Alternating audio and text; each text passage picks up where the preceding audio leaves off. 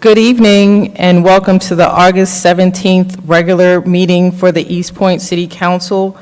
Madam City Clerk, roll call, please.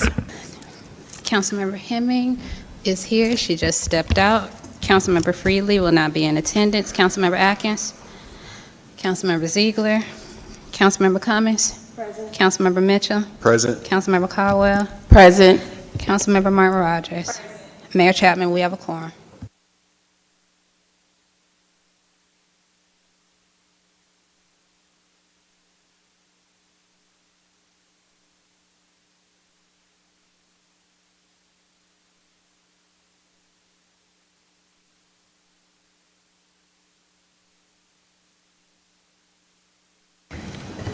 Amen. Thank you, Mayor and Council. I am Reverend Tunji Clark from the St. Paul Missionary Baptist Church. It's an honor to be here. Let us pray. Gracious God, our Father, from everlasting to everlasting, thou art God. Dear God, we thank you for this wonderful opportunity to come before your presence with thanksgiving and to enter into your courts with praise. We are thankful unto you and we bless your holy name. Dear God, we ask that you would collectively unify the mayor and council, dear God, the constituents and all that are affected and a part of the city of East Point. We ask that you let philanthropists come, dear God, to bless this city economically. We ask that interfaith opportunities come so that we can come together as one. And we ask that you protect this great city as you lead them on to greater heights. These things we ask in the mighty and matchless name of Jesus Christ. As believers of God, we say amen. Amen. I pledge allegiance to the flag of the United States of America and to the republic for which it stands, one nation, under God, indivisible, with liberty and justice for all.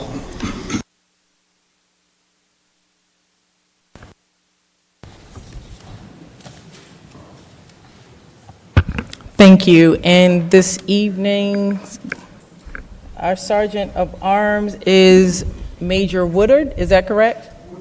Woodley? Thank you, Mr. Woodley, Major Woodley, for being here tonight.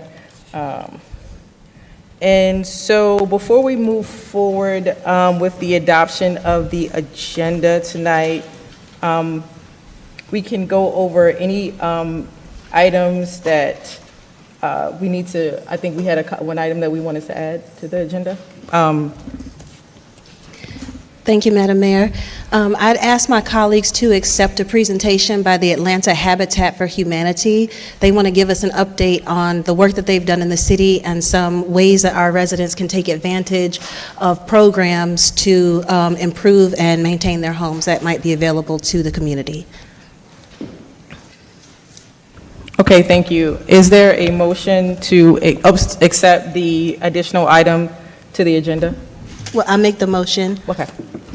Is there a second? Second. Okay. All those in favor? Aye. All those opposed? The motion passes. Thank you, colleagues. Okay. And then, do we have any other items that we wanted to add to the agenda, Madam City Attorney? Madam Mayor, at the last meeting, we talked about the firing range at Sweetwater Creek in favor of MARTA to use it. I did send out that agreement, but I see it did not make it on the agenda for today, so that can be added. Okay, thank you. Yes, we will have that item added to, no, I'm sorry. Is there a motion or a second for the item to be added? Madam Mayor, I move that we add the item to the agenda regarding MARTA and the shooting range. Second. Is there a second? All those in favor? Aye. All those opposed? The MARTA item will be added to the agenda tonight. And so next, we will have the,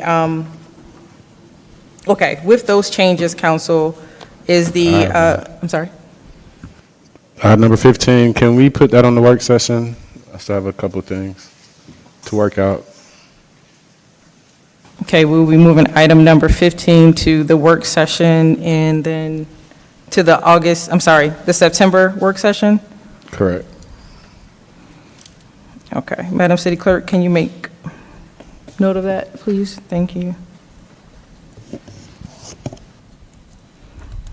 All right, are there any more items that we need to add to the work session? I'm sorry, to adjust the agenda for today?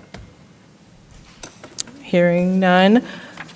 Council, is there a motion to adopt the agenda? Madam Mayor?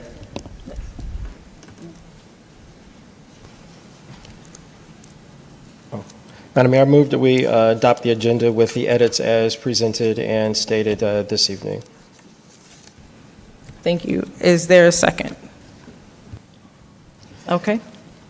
All those in favor? Aye. All those opposed? The ayes have it. And Council, just before we go, Madam City Attorney, can I go ahead and put the items on consent at this point in time? Okay. So we have the items for the consent agenda, so that will need to be adopted. To Section 8, Yep. items 3 through 12. Yep. They're already on consent, so when you get there, you will make a motion. Oh, I'm sorry, I do have that. Yes. Yes, ma'am? Thank you. Okay. Thank you for confirming. All right. And so, Council, we were in the middle of that. All those in favor to adopt the agenda as amended? Okay. All right. And all those in favor? So we have that. Okay. So the motion passed, and we have up next the approval of the City Council minutes.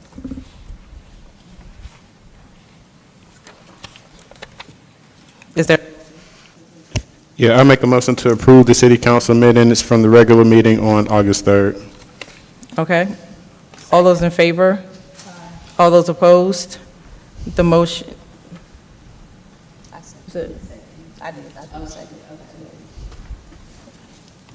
All those opposed? Okay. The motion passes.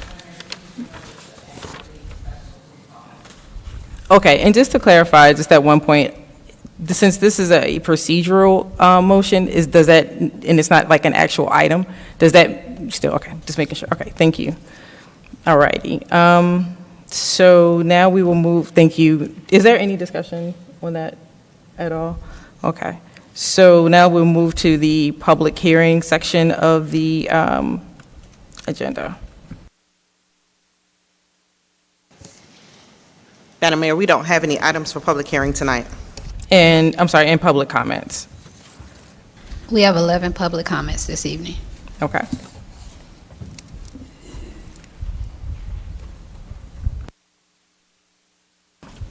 So for the public comment section, the public may speak during the public comment section of the agenda. The city clerk shall make the public comments form available at City Hall lobby prior to the start of the meeting. All speakers must complete the comment form and provide a completed comment form to the clerk between 6 p.m. and 6:25 p.m. prior to the start of the meeting. Subject may include any subjects of choice. There will be a 3-minute time limit for each speaker. Should the speaker desire to give his or her time to another speaker, he or she may do so by notating the speakers shall receive the time on his or her comment form, provided the speaker given his or her form that he or she gives all or part of his or her time up to 3 minutes. Up to 3 minutes. The council only once during the time of the agenda. Speakers must identify themselves in their address prior to speaking. Questions for the speaker may not be addressed during the public speaking section of the agenda. East Point residents will have the priority over other speakers. There will be a total of not more than 60 minutes for the speaking section of the agenda. Speakers may only address the presiding officer. Speakers shall observe all rules and decorum. No debate, disrespect, or obscenity shall be tolerated. The presiding officer shall rule any such individuals out of order that fail to comply with the foregoing. We will now hear the first speaker. Up first, we have Mr. Greg Phan.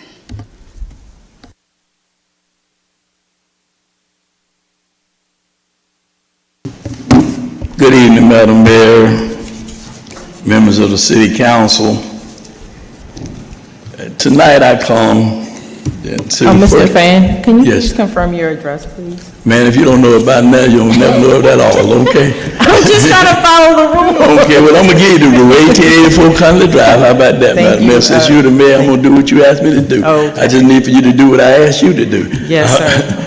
I want to first thank I'm you. sorry, Mr. Fan, real quick, sorry. Do what But, now? Ms. Gordon gave her time to you, so he has 6 minutes to speak.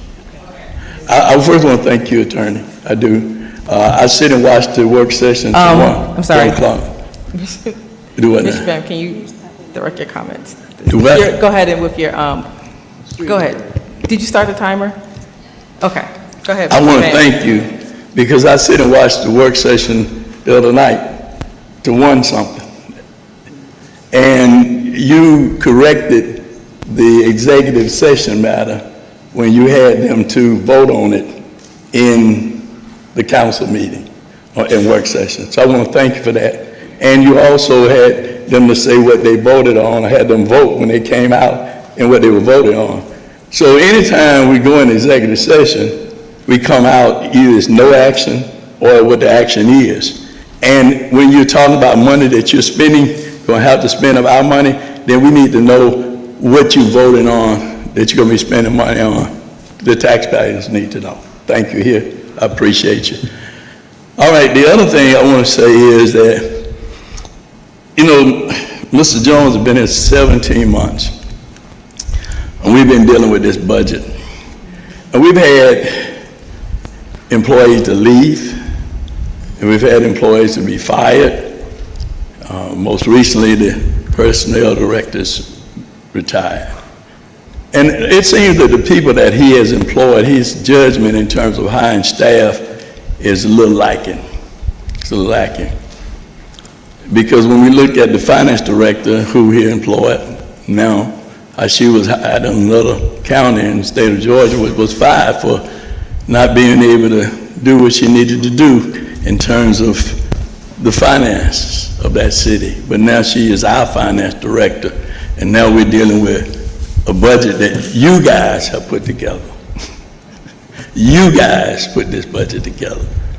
He makes 2 something. I don't know how much she makes, but he makes 2 something. And I support the budget tonight. I hope you guys really pass it. Maybe one change that need to take place, but I hope you go ahead and pass it tonight. It's been a long time coming. And I know a change is going to come, because you guys are going to have to look at your manager, because we're in the dilemma that we're in because of the staff that he's hiring and how he's leading this ship. I'm going to call it a ship of this city. The other thing I want to say, I heard the other night some discussion about we want to change our meetings to 2 meetings a month. 2 meetings a month. 2 meetings a month. And we want to have a month off vacation. We call it a recess during the whole month of July. Let me just say this to you all. When you came and applied for this job, when you knocked on doors, when you called people and asked them to vote for you, you said you wanted to work for us. You don't come up here and change the condition of your employment. You don't change the condition. Can you do that? Did anybody do that on any job in here? No. If you didn't know what the job entailed, you never should have took it. Because this is work, because you're taking care of the citizens' business. And sometimes it's going to take long hours, long time to sit and deal with it. And maybe if you guys stop, she say this, you say that, this say that, just go and vote. Just go ahead and vote. And maybe you go ahead and vote, you can get out of here early. I'm just saying. But I want to just help you guys to understand. We're watching you. We're watching. And we don't like what we're seeing. Because there's too many home rule changes. I want to change the charter. We want to do this to accommodate you, not the citizens. You didn't get up there to accommodate you. You came up there to accommodate us, take care of the citizens' business. And we need you to do the job that you were hired to do. And I want to say this as I get ready to leave. as I always say, I pray that God bless you, God bless your family, and God bless the city of East Point, and most of all, that God bless America. You guys do the right thing and take care of the people's business, because we're really depending on you to spend our money in the right and appropriate way. Thank you so much, but you still need to look at getting rid of this city manager. Thank you. Up next, we have Ms. Sharon Lovett, and she had time given to her by Marie Terry, so she too will have 6 minutes.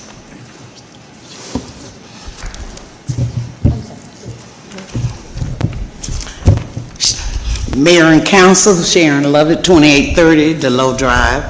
The first thing I want to talk about, and I've been talking about it for a few months now, lack of communication. And for the last 3 months, we haven't really had any of the people that are not on social media. Everybody's not on it. I'm on it. I get it. But I'm not going around the neighborhood, to announce it. Okay. I've been asking for a better solution for communications. Maybe you all could think about whatever activities or events that you're having, put it in everybody's bill. And then for an emergency, whether y'all like it or not, the best thing is a robocall. I don't know why you all have a problem with a robocall. Now, you all get $1,800 for communication, but now you want $5,000. And that's not right. Make that make sense when you're not doing anything. I know Ward A hasn't done anything, and it's almost September. We hadn't heard from them. Most of the people that live around me don't know who they are. The second thing is, all of these years I've never heard, I've been here, December would be 39 years from Atlanta, never heard of a city council that didn't want to stay past 10:30. You all knew what you were signing up for when you ran for office. I couldn't do it. That's just me. But God gave y'all something special. So if you sign up for it, then do the job. You can't leave until the city business is done. Make that make sense. And, like I said, you knew what you were signing up for, so why not do it? Sometimes the previous councils, because I've been coming to the meeting since the old city auditorium, but we have stayed to 10, 12, and 1 o'clock in the morning. They might have stayed later, I just wasn't in that meeting. So make that make sense. So the other thing, so many residents are being asked to accept less service while council seeks more money, fewer meetings, and more time off. Make that make sense. Okay, they get off in DC, but they're doing something totally different for the entire company. They make about, $187,000, I think, a year, but they are totally different. So the world does not revolve around me, and it don't revolve around you all either. So make that make sense. So, the last thing I have, what was that? Okay, Ward A, you all need to communicate with us so we'll know what is going on in our city, because as of today, we still don't know, and we haven't heard from either one. All the other wards have had meetings, but not Ward A. We're not in a subdivision, we're in the city. So make that make sense. And what's going on as far as the budget, maybe you all have came to a good conclusion, and then now you can pass the budget, but I think something is terribly wrong, because we are due 2 audits, and that doesn't make sense. I retired from a major insurance company. You had to do the audit every year, no ifs, ands, and buts. So y'all need to put on your big boy and big girl, and do your job. All right, up next we have Mr. Ralph Berry. He had time given to him by Ms. Ruth Fleming, so he'll have 6 minutes as well. My name is Ralph Berry. I live at 2502 Jefferson Terrace.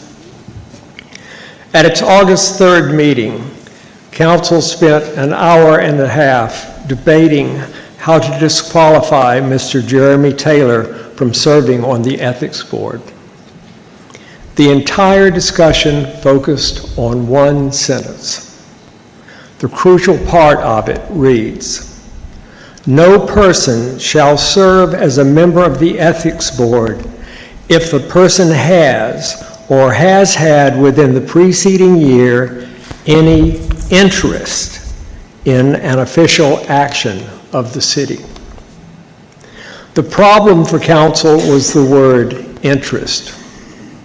And its problem was made worse by the code's definition of interest, to mean a personal benefit, and made still worse by the code's definition of benefit to include an advance, an award, a contract, a compensation, a contribution, a deposit, an emolument, and 19 other varieties of tangible personal benefit.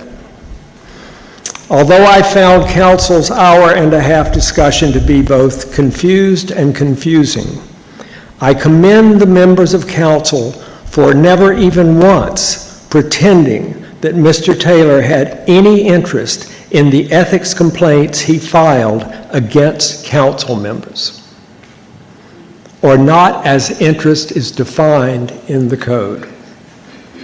The city attorney herself emphasized to council that she had no information at all that would justify accusing Mr. Jeremy Taylor of benefiting personally.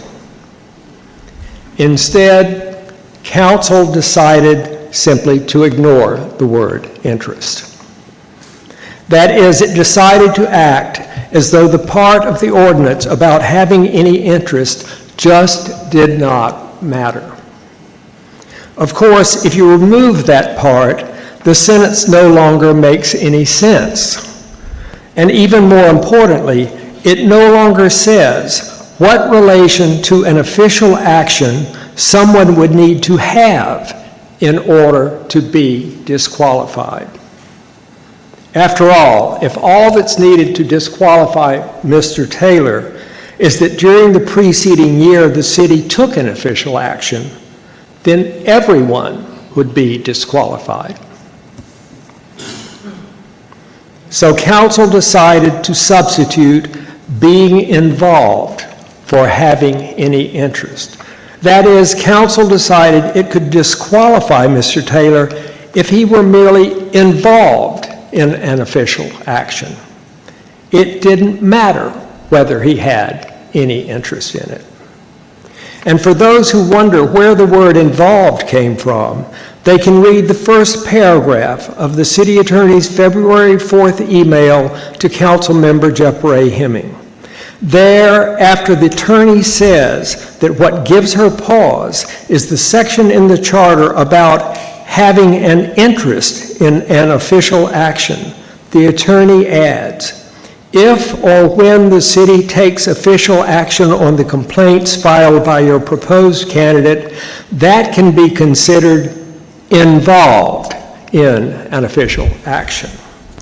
And once merely being involved took the place of having any interest, council was able to disqualify Mr. Taylor.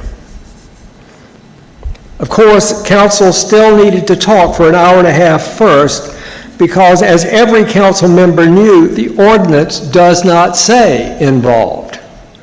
It says has any interest. And nowhere in the code's definitions of interest or benefit does it ever offer being involved as a possible meaning. I will not impugn the motives of council members. I will not say that there were council members at the August 3rd meeting who were looking for a way to disqualify Mr. Taylor. However, I will say that assuming everyone on council acted in good faith and that no one felt anything but gratitude to Mr. Taylor and to all the citizens like him who have tried to hold council members accountable for their allegedly unethical conduct, I do not know why council needed to talk for an hour and a half just to avoid the plain meaning of the words in the ordinance. Nobody has to be a lawyer to know that there can be no conflict of interest unless somebody has an interest. So I'm calling on council to correct its mistake, to adhere to the ordinance as it is written, and to reinstate Mr. Taylor. And council might want to apologize to Mr. Taylor, too.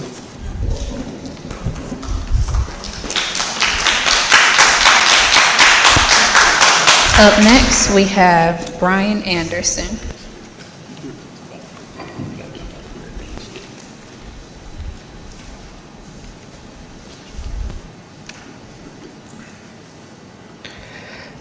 Good evening, Mayor and Council. I want to start by talking about something called the Pareto Principle, or the 80-20 rule. In simple terms, it suggests that a relatively small percentage of people can generate a disproportionately large amount of activity or attention. I think that's something that Council should keep in mind. There are a handful of people who consistently criticize the city manager and certain members of this council. They are certainly entitled to their opinions, and they have every right to express them. But I don't believe they necessarily represent the majority of East Point residents. I spent some time talking with people in this community, not just on social media, but out and about, and I've heard a very different perspective from many residents. There are plenty of people who believe our city manager is doing a good job, especially considering the condition of the city he inherited. I personally appreciate the work he's doing, and I appreciate the city manager's corner video series. It's an effort to communicate directly with residents and explain what is happening inside of our city government, providing much needed transparency. So again, thank you for that, Mr. Jones. But I have become increasingly concerned about the way some members of this council communicate with one another and city staff. Disagreement is healthy, disrespect is not. You can challenge a city manager, you can challenge another council member, you can disagree with a policy or decision. That's what you're elected to do. But there's a difference between being tough and being disrespectful. I think some of that line has been crossed.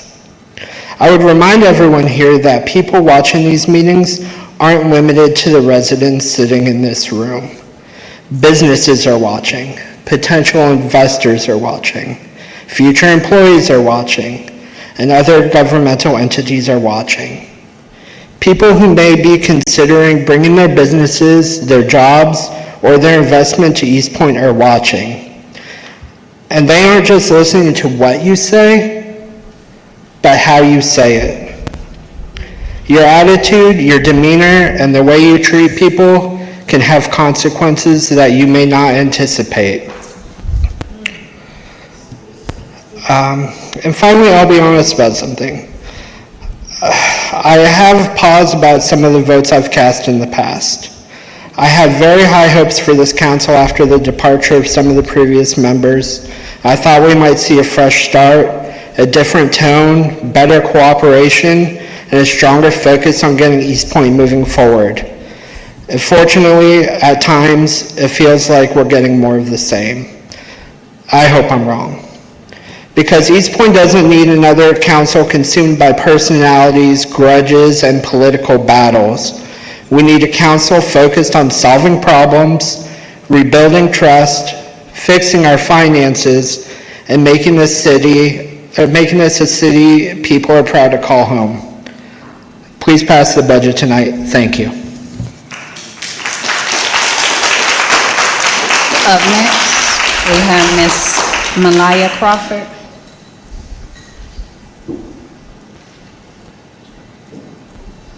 Ms. Crawford, Malaya Crawford. If I said it correct? Nope. All right.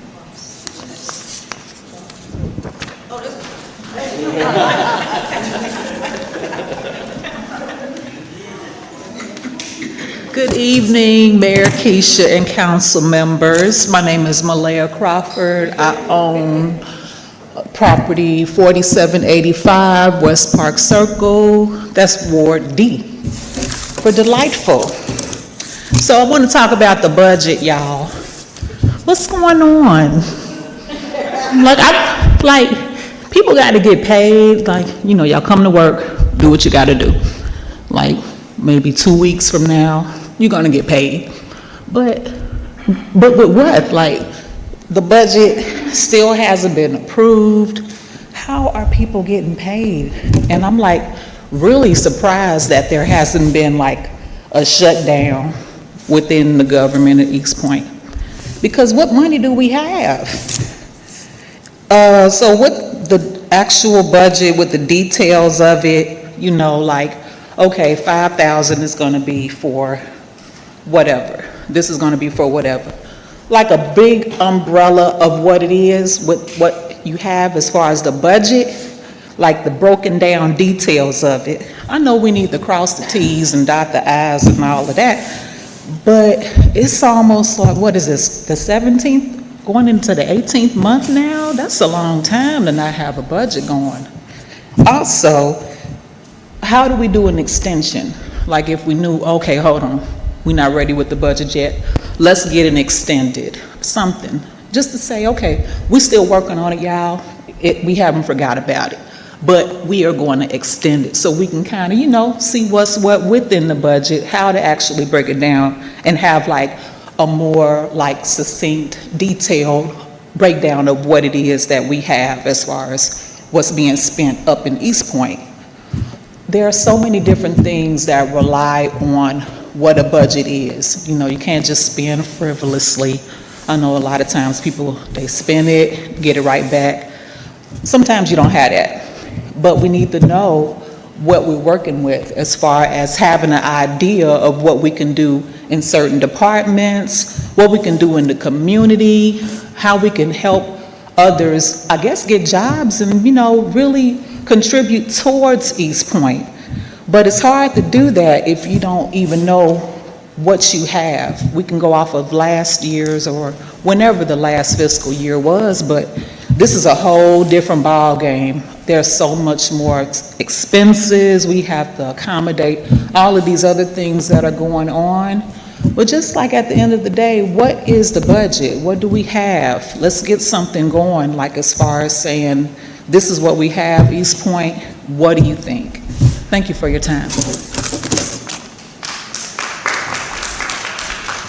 Up next, we have Lee Monster, who also had time given to them by Opal Baker, so they'll have 6 minutes.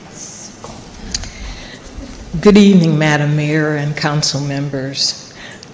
I think a lot of what I wanted to say this evening has already been said.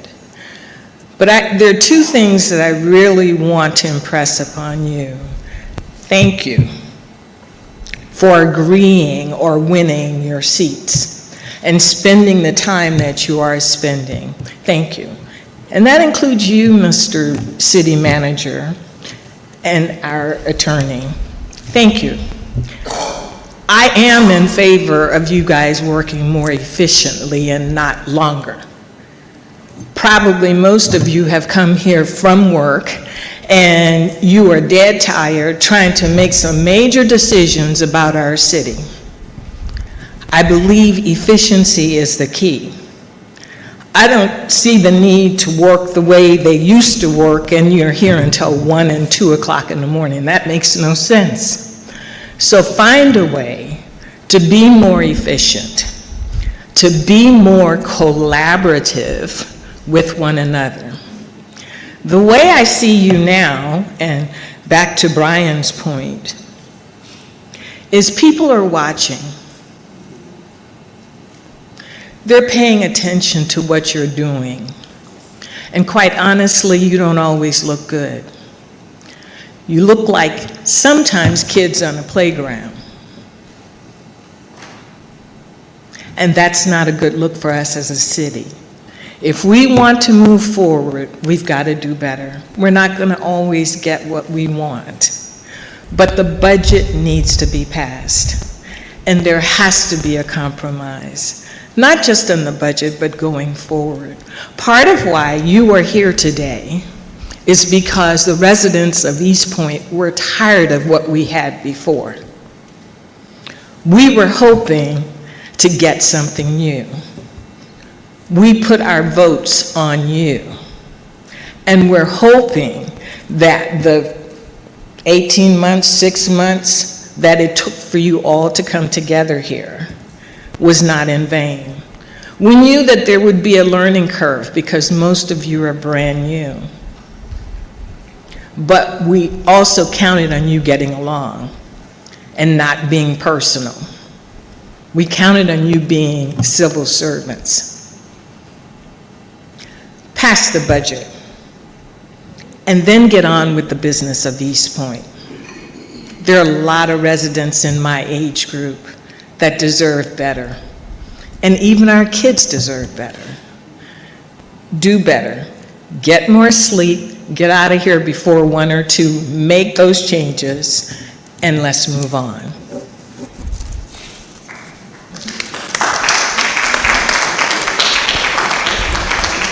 Up next, we have Teresa Nelson, and she had time given to her by Stephanie Diedrichsen, so she'll have 6 minutes as well.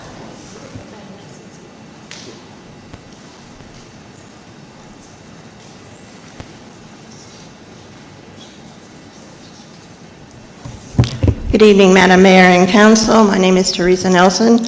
I reside at 1732 Neely Avenue. I was very discouraged and disgusted with Council's conduct at their last meeting. Apparently, Robert's rules of order were frequently ignored, and personal power plays took precedent. It was a conduct unbecoming of adults. I would encourage Council to plan a local retreat to receive much-needed instruction on parliamentarian behavior. Council chose to remove Jeremy Taylor for filing state-level ethics complaints.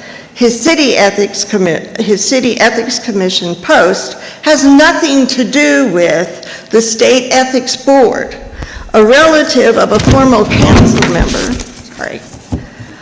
was never questioned and even spoke before you several weeks ago at a council meeting about her relative on council, and yet her conflicts for the comments and the relationship with the individual that the complaint was filed against were never even questioned. When a judge has a conflict with a party before him or her, the judge recuses himself from that matter, not from the bench. If the judge refuses to remove himself, the State Judicial Commission will step in. When the last budget for Wednesday wind-down concerts was adopted, it was $400,000 for 4 concerts. Yet that was ignored, and $500,000 was spent in just 2 concerts. Previous council, and several of you are sitting up here, never raised an issue with the excessive expenditures which had gone on for years. Let's face it, city books were a disaster, yet members of council and many citizens are blaming the current manager when council consistently failed to address the serious problems over the last several years. It's time to stop the revolving door for East Point city managers. You failed to accept responsibility for poor council oversight. This manager has tried to correct what you failed to do. It is time to place the blame where it belongs, with yourselves and those who refuse to seek the documents and do the tons of hours putting together the mess that I reviewed, for example, to see just how much harm has been done and how much money has been spent beyond the budget that belonged to the taxpayers. Please pass the budget tonight, or those of us in the city who will seek investigations of the city by the state AG's office. In addition, federal dollars are funneled through the city, through the state. Unless the city meets requirements, no money will reach the city. We do not want to hurt the city and not address serious problems facing East Point. So pass the budget tonight and complete any outstanding audits. Thank you.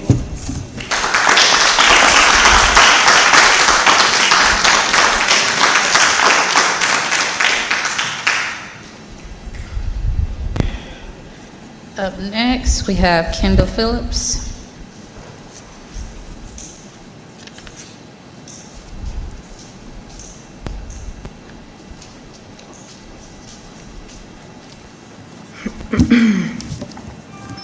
My name is Kendall Phillips, and I am a Ward A resident. Last meeting, I spoke about facts over feelings. This week's theme is missing the point. I said that the safety school light at Paul D. West is faulty. It blinks at 9:15 at night on a Tuesday. It does not blink during the day when children are actually walking to school. You said, don't worry, you won't get a ticket.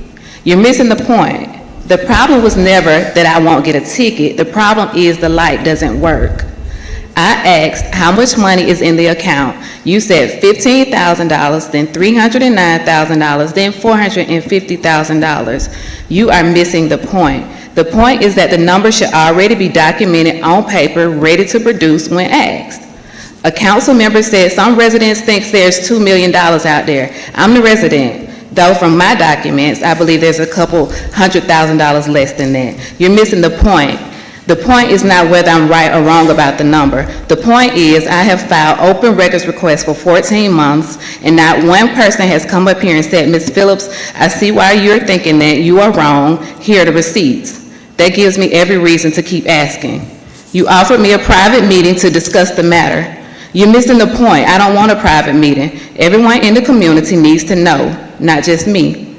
The point is $22,000 at $80 a piece were issued between February 2025 and March 2026.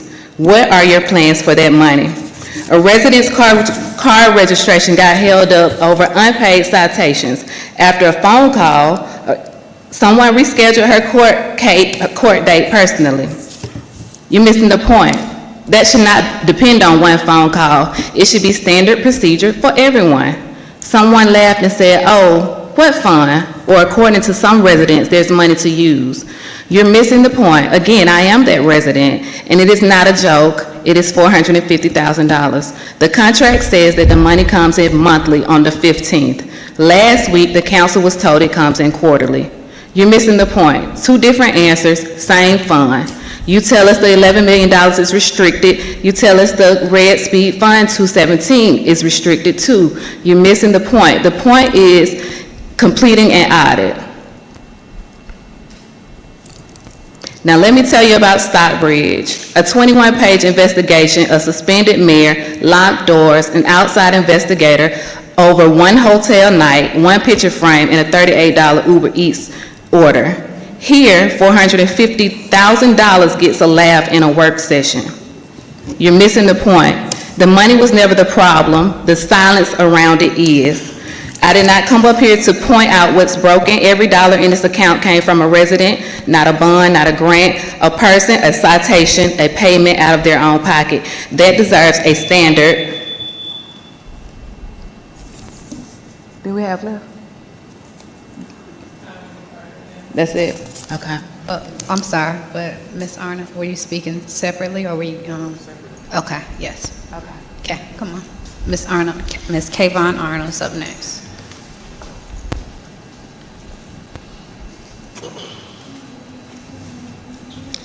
Kayvon Arnold, 2465 Main Street. I live in Ward B. Good evening, Mayor and Council.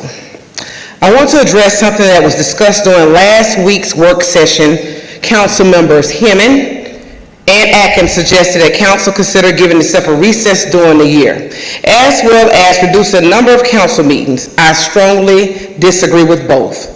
Let me be real clear with y'all. If council votes to give itself a recess, the council members should not be paid during that recess, point blank and period. You were elected to conduct yourself, which means you'll be compensated for handling the business of the city. If you choose to designate weeks when council will not meet and city business will not be conducted, then taxpayers should not be expected to continue paying you as though it is the business being taken care of. Quite frankly, the timing of the conversation is real concerning to me. We have heard repetitively how fragile this budget is and how carefully this city needs to manage its finances. This is not the time to talk about doing less while continuing to receive the same compensation. I also disagree with reducing the number of council meetings. Council generally conducts its regular public business on Mondays. There is already limited time for council to publicly address legislation, hear the residents, work through issues, and make decisions that impact this city. We have too much going on in East Point right now to be discussing fewer meetings and a paid recess. The budget is what's important right now. Residents don't get a recess from paying property taxes. Residents don't get a recess from our high utility bills. The city employees don't get a recess when they simply want to maybe have fewer work days. They still have to come to work. And the issues facing this city certainly do not take a recess with all the foolishness, the fighting, the arguing, the bickering, the he says, the she say that's going on. If anything, this moment calls for more accountability, more transparency, and more focus on getting the work done, not fewer meetings and not more time off. So my position is simple, which I stated earlier. No fewer meetings. No to pay recess. And if the council decides it wants a recess, then the compensation should take a recess too. Thank you.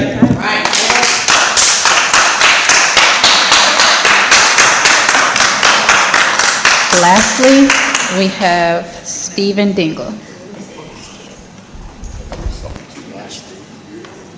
All right, good evening, Madam Mayor and Council. I'm not a resident of East Point, I'm a resident of Southwest Atlanta, and I appreciate you all giving me the opportunity to speak. I want to be clear, my motive here tonight is not to tell anyone in East Point what to do. I'm only here because I understand that the value and the importance of building a stronger East Point benefits us all. Now, where I live in Southwest Atlanta, and City of East Point is my birthplace, by the way, and I want to just talk about the collaboration between Atlanta and East Point that I've grown up with and how important it is going into the future. I was born on Washington Road in Camp Creek in Washington Manor. I remember growing up watching the airplanes fly over, feeling like you can touch them. My family flying into town, it felt good that they could just take a 3-minute ride from the airport and stop at our house before they go to experience East Point, Atlanta, wherever they had to go. My son now, as we live in Southwest Atlanta, he plays ball at East Point Rec Center right by Tri-Cities High School. And we know the impact Tri-Cities High School has had on the metro Atlanta area, East Point, and the state of Georgia. East Point is extremely valuable. And as we know today, as I've talked with several council members who I've built relationships with, you know what we have going on in Southwest Atlanta is my city council district touches East Point on Camden and Delowe, on Camp Creek, and Greenbrier and Headland. We share those areas together. So we know what Camp Creek Marketplace means to the city of Atlanta and East Point and Fulton County. That is a collaborative effort. We see Greenbrier now has development that could be coming that redevelops the discount mall. That is a Atlanta East Point property. We share that together. We see the grocery store coming to Camden Road. That's right by Delowe, where your constituents are going to benefit off that grocery store as well. I'm not here to talk about the improvements of Atlanta. I'm here to talk about if East Point does what they need to do, then all our communities can thrive. And I think his name is Mr. Brandon. When he spoke, people are watching. You all's duty is to the constituents of East Point. That is all that matters here today, and is you all's job. But as I'm a constituent of Atlanta and the rest of Fulton County, they have eyes on East Point. They see the behavior. They see the lack of collaboration. They see the lack of partnership. They see the hard critiques. And all that comes with politics. But I am just here to be a support system to emphasize the importance of taking this job seriously and working together to be the North Star for the constituents of East Point. And if you all get this budget passed and you all move forward and able to go in executive session or in public and able to work together, we don't care. Or the people, I can proudly say, confidently say, they don't care if you get along or not. Nobody cares about that. But can you work together to improve the material conditions of the people of East Point? And that's all this is about. So I just want to say thank you for your time. I appreciate you letting me speak. Although I don't live here, we're neighbors, but I feel like we're one community. But I appreciate you all's service. I appreciate you all's time, and God bless you. Those are all the public comments we have this evening. Okay, and thank you all for your comments tonight. And as we have no more speakers in the comment section, we will now move to council comments and recognize the members in order that they come online. And so each member will have 3 minutes to respond to the public comments for tonight. I'm sorry, Mayor, but the council comments are 2 minutes.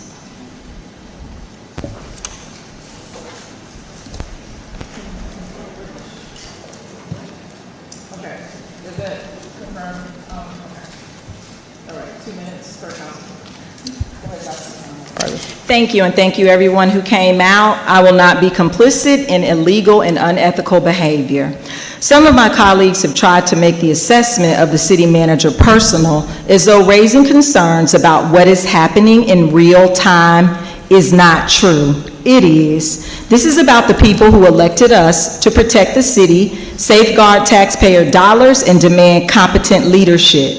We have received anonymous complaints. The city is facing litigation. Directives have not been followed. The 2024 audit is still outstanding. And for the public record, East Point City Council members worked on the budget.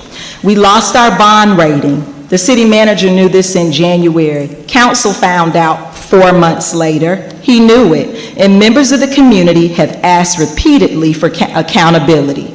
When the city manager fails to perform his responsibilities and members of city council refuse to hold him accountable, the consequences belong to all of us, and the residents pay the price. It is about East Point, Georgia, which includes transparency, responsibility, and the proper stewardship of taxpayers' dollars. We were not elected to protect the city manager from accountability. We were elected to protect the people of East Point. And at this time, this is, the commenter came and talked about the faulty light at Paul D. West. I would like to make a motion to direct the city manager and staff to look into the faulty light that she has mentioned twice on the public record at Paul D. West Elementary School. Thank you. Second. Are we seconding it? I have a second. Any discussion? Thank you. No discussion? Discussion? Oh, Can you we have also discussion? add to that, because her request also included a comprehensive overview of the last, I think, 18 months of the red speed zone revenue and also his expenditures. She also asked about the proposed use of the funds, and so I'd like also to see how they have been used, the remaining balances. So I'd like to add to hers, not just a review of that faulty light, but also to give a comprehensive review of the last 18 months of the full revenues and expenditures of this red speed account. Oh, it's been moved and seconded. Okay. The item has been moved and seconded, and so we're going to take the vote on the original, no, we're going to add this to the amendment, I'm sorry, to the actual motion. Madam Mayor, get a Yes. second on Go ahead. Councilmember Hemmings' addition. I'm sorry. Second. All right, oh, thank you, Madam City Attorney. All those in favor? Aye. All those opposed? Okay, so we have a motion that just passed to add an 18-month review of the speed cameras, and that has passed. So now we're going to go into the original motion, which was to, go ahead, Councilwoman Martin Rogers. The original motion was to direct the city manager and staff, to direct the city manager and staff to look into the complainant, or not the complainant, but to look into the faulty light. That's what I picked up from the conversation, I'm sorry. I apologize, but to look into the faulty light at Paul D. West, because this is the second time that she has come and mentioned that. So that is the motion, to direct the city manager and staff to look into, investigate the faulty light at Paul D. West Middle School. So we can direct the city manager to direct staff. So we're going to direct the city manager to, and the director city manager have to have staff look into the faulty light at Paul D. West. Madam Mayor. Plus the, go ahead. The full motion now is a motion to direct the city manager and staff to look into the faulty light at Paul D. West and to do a comprehensive overview of the revenue of the lights that's collected for the light. And so because Councilmember Hemmings' addition passed, now that's your full motion. Okay. Do we have a second? Can I get a point of clarification? Hold on first. Go ahead. Yeah, I think my we second. need to get the second before we. Did the motion get the second? Yeah. Is that including more information that was given to City Council last week?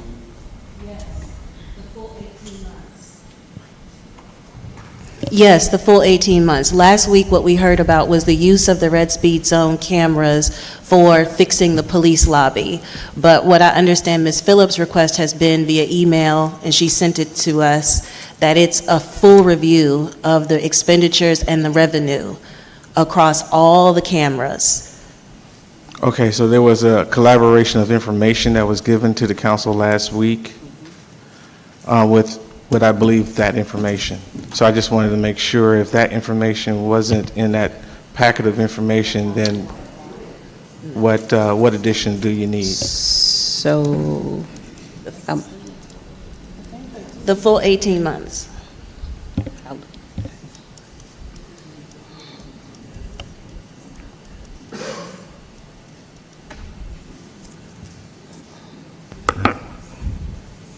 Councilwoman Cummings? I'm sorry. So the information that the city manager is talking about, the email that we did receive with regards to the red speed, it didn't give a revenue. It doesn't say anything. It speaks specifically to the percentages as far as residents of East Point, how many residents, the percentage of residents of East Point. But it doesn't speak to the specifics of the money that was actually generated and what that money was used for. So that is what, if I'm not mistaken, Councilmember Hemming, that is what she's asking for those 18 months. What she's asking for is a total, just accountability for all of the money that has been collected for the red speed. Okay, well, look, I'm being told that we gave information on every month since the program started. So I think there's some disconnect maybe, but I just wanted to get clarification because it was a pretty thick packet of information that was sent out. Okay, so before we continue with additional discussion, can we just clarify, Madam City Clerk, what the final motion, what motion we are on right now?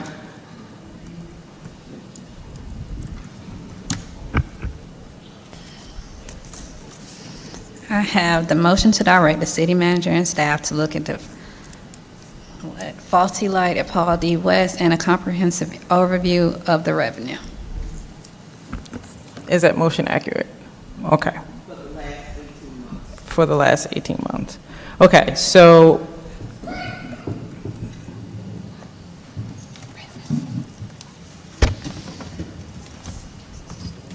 Councilman Atkins, did you have any more discussion? Yes, thank you, Madam Mayor. First of all, I'd like to thank all the citizens who've come out to express their concerns this evening. We do hear... We need to dispose of the motion. Oh, I wasn't in for that, so I don't know. Are there any more discussion items for the motion on the floor? Okay. Okay, thank you. Call for the vote. All those in favor? Aye. All those opposed? The motion passes.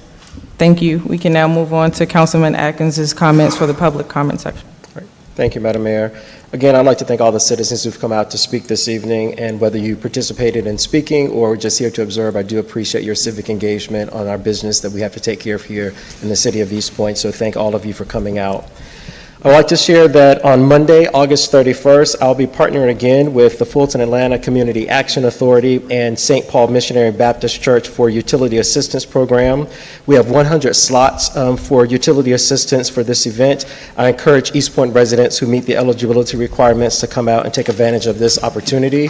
We'll be there from 9 a.m. to 4 p.m. or until the slots run out, and the church is located at 2870 Headland Drive.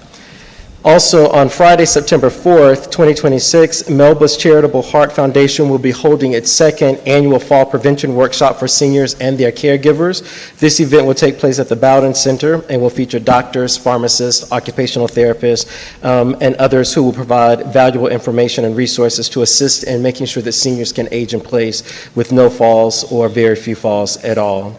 And finally, this week, Thursday, the Arts Exchange, which is located here in East Point and Colonial Hills, will be having their Preserving Personal Collections workshop with conservators from Emory University's library and the Carlos Museum. So if you've got old photos or family documents that you'd like to learn how to preserve, please come out to take advantage of that information. And that's going to be from 6:30 to 8:30 this Thursday. And Madam Mayor, with that, I would like my colleagues to allow for the Utility Assistance Program to have our fire team to come out to do blood pressure checks and screenings and sign families up for smoke detectors, and then also to be able to promote this information on our website to get as many citizens out, and that's my motion. Second. Second, is there any discussion? Yes. Councilwoman Martin Rogers. Yes. You wanted us to direct the fire personnel to come out? No, I was asking if we could have a fire unit to come out to do blood pressure checks and to sign families up for smoke detector installations. And so we did that last year for this event, and so we did a motion for that, and the city manager then worked with fire to have them to come out. Okay, but I believe that it should be to direct the city manager to have fire come out. That's completely fine if the motion is to direct the city manager to have the fire to come out to do blood pressure checks and to sign families up for smoke detector installations. My And then second also to promote this information to get as many citizens as possible involved. Thank you. Thank you. Are there any more items for discussion? Nope. We have a motion and a second. All those in favor? Aye. All those opposed? The motion passes. Thank you, colleagues. Councilwoman Hemming. Thank you, Madam Mayor. I wanted to share with the residents, I really do appreciate the comments that you've made around the budget, also the performance and expectations of behaviors of council. I also want to specifically say to you, Ms. Lovett in Ward A, that I am working on putting together a town hall, bringing together the members of the DeLoe Village project that's being worked on and others. I agree that I have not had a public forum, but I have participated in many of the public meetings, but I hear your request and it will be addressed. The other thing that I wanted to share with the community is that it's unfortunate to share this news, but I wanted to share that Mr. Bernard Elder of Penrose Drive passed away this past Sunday. If you are in that area of Forest Acres, Penrose, you know that he was the first black man to move onto Penrose, and he's a gem of the community, and he will be missed. So I wanted to share that with the community and let you know that the services for Mr. Elder will be on August 29th. Should you want to share your condolences with the family or others of the Forest Acres community, you can reach out to me and I will provide that information. But he was a stalwart in our community and he will be greatly missed. Thank you for your comment. Councilwoman Caldwell. Thank you, Madam Mayor. My condolences to the family. First, I want to thank everyone mainly for your patience with council as we navigate this budget process, some of us for the very first time and for the first time together. We've certainly had our shares of ups and downs, agreements and disagreements.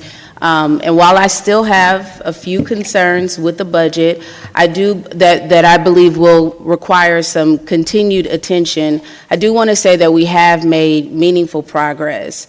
For me, this process has been filled with learning lessons, many of which were stated tonight by residents. We have to do a better job in collaborating with one another, being more efficient and effective to ensure that we continue to do the business of the city.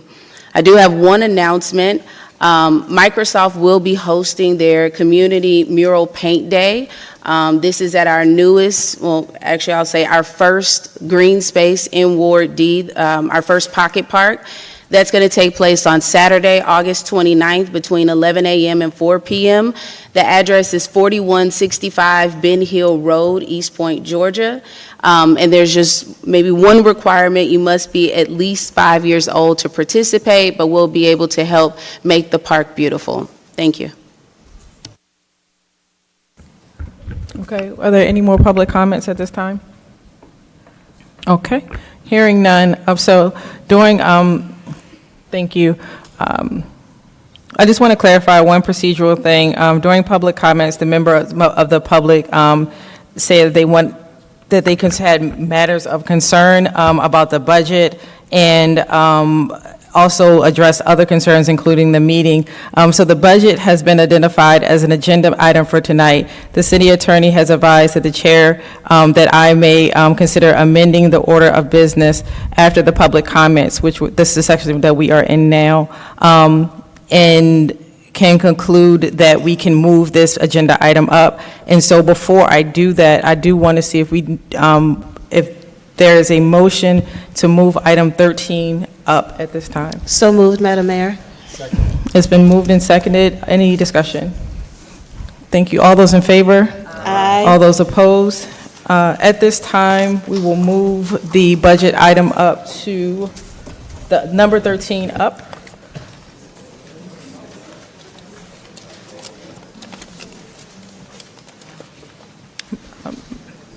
City Manager Jones. Thank you, Mayor and Council. I'd like to present this evening our second reading of a version of our budget, which we have called Option B. Option B features all of the reprogramming amendments that were worked on by Council. It also includes additional water projects added to the capital improvement list of $1.6 million. I will also like to take this opportunity to thank staff for their work on this budget. It has been a very long process that has started in January with first our budget schedule, which was a very aggressive budget schedule. It introduced a number of features which we call priority-based budgeting, a process that we look to have ongoing all year, that will involve the community in budget discussions throughout the process. So we're excited this very first year to have introduced a capital improvement plan that was a 5-year capital improvement plan. We were very excited to have a capital improvement charrette. We were also very aggressive with the number of community meetings that staff carried out. The council has also carried out staff meeting, community meetings, and staff have been there to support. And so while today you only have me, there's a family emergency with one of my staff members and a long-time planned vacation that thought that the budget process would have been over by now, that they couldn't get out of. So you have me, but behind me was a lot of work, intensive hours in pulling this together. So with that being said, we had opportunity to take a last group of questions that come in this weekend. I'll take a couple moments to address those. We have an ordinance that's before you. There's also a MTC transfer resolution, which council already approved, but is important to talk about as a part of this budget. I mentioned the reprogramming spreadsheet that's also been attached.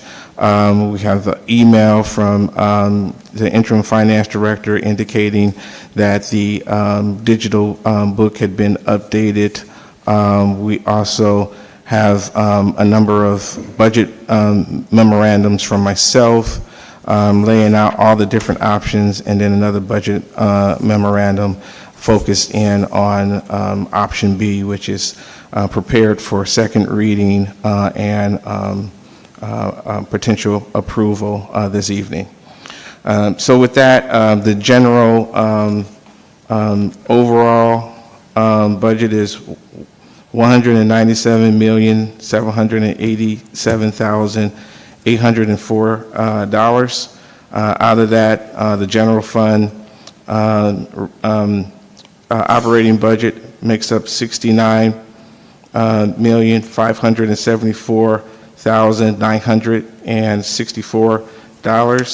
Our capital improvement budget makes up a total with capital improvement projects, corridor TADs, T-SPLOST, City Hall grants, restricted grants, makes up a total of $43,382,824. Outstanding questions. We addressed the MCT fund, why that is important. That was needed due to budget imbalance that we could not close in our power department. The MCT fund is specifically just for power, and we needed to transfer out of that fund to balance the budget, to present a balanced budget. Solid waste continues to have challenging problems, but general fund was able to balance that budget. We are looking at revenues that will be presented to City Council in the next series of months, looking at ways to improve solid waste operations. We also had a lot of discussion regarding the water sewer department, water resources department, and water sewer issues, including the ability of most reserves. And so we had a long discussion. We recommended with option B that we looked at those additional water projects, but we looked at it from a status point of looking at reserves that we expect to come in. We talked about those reserves, some outstanding debts that we expect from some of the providers that we provide to, and we expect to come back to City Council once those reserves are realized with a budget amendment in the first 5 months or first of the year, calendar year, in January of 2027.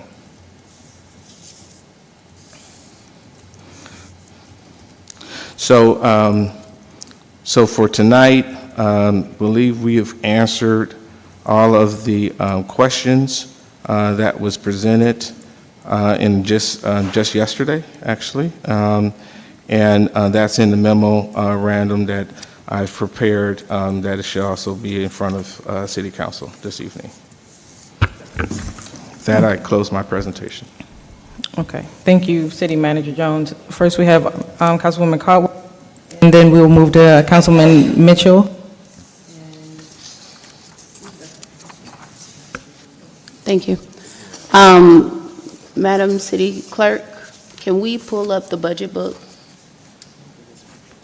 So I just had one question. I may have answered it in this last couple of seconds here, but one of the things, and this question is for City Manager, if I could, Madam Mayor.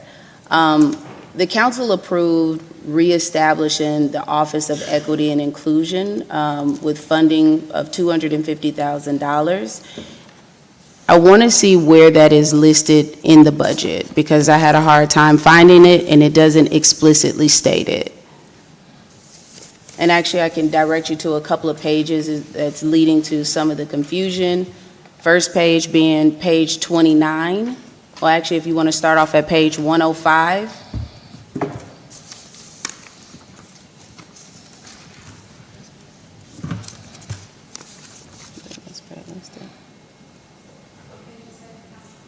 I'm sorry, 106.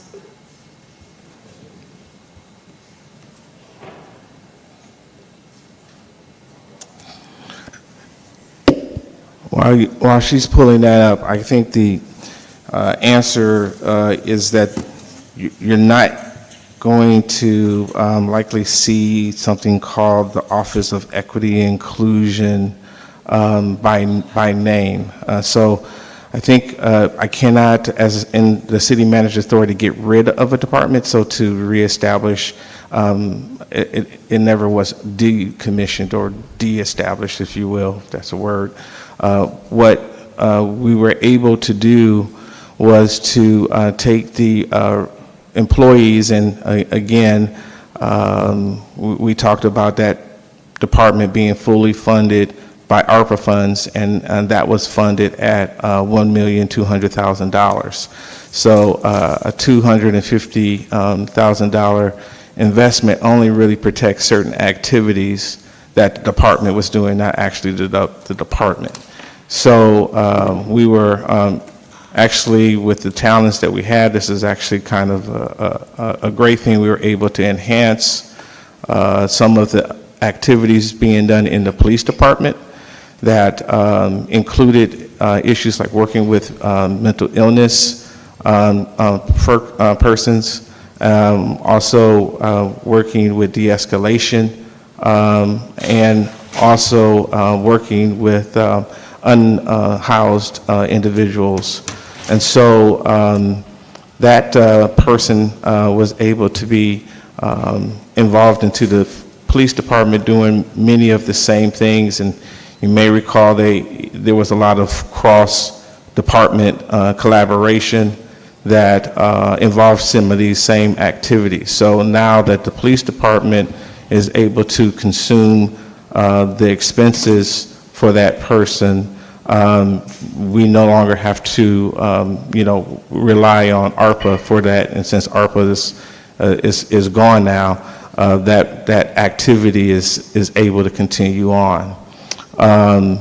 The other person that was there in that division, if you will, of Office of Equity and Inclusion has also been able to be retained and will be assisting with our open records requests needs, and that person will be working there as well. And then, sorry about that. And then in the opportunities to go out in the field and do some of the similar work, that's what the $250,000 will allow for some of those activities to happen. There was also a big housing work and division. Those individuals will be going to economic development. I'm sorry, Mr. City Manager. I think that we, didn't mean to interrupt, but I think we can go to Councilwoman Cummings because she has an answer, I believe, to that question that Councilwoman Caldwell had. Thank you, Madam Mayor, and thank you, City Manager Jones, regarding, I know we're talking about the $250,000 that was used to establish the Office of Equity and Inclusion. If you go to page 127 in the budget book, if you don't mind.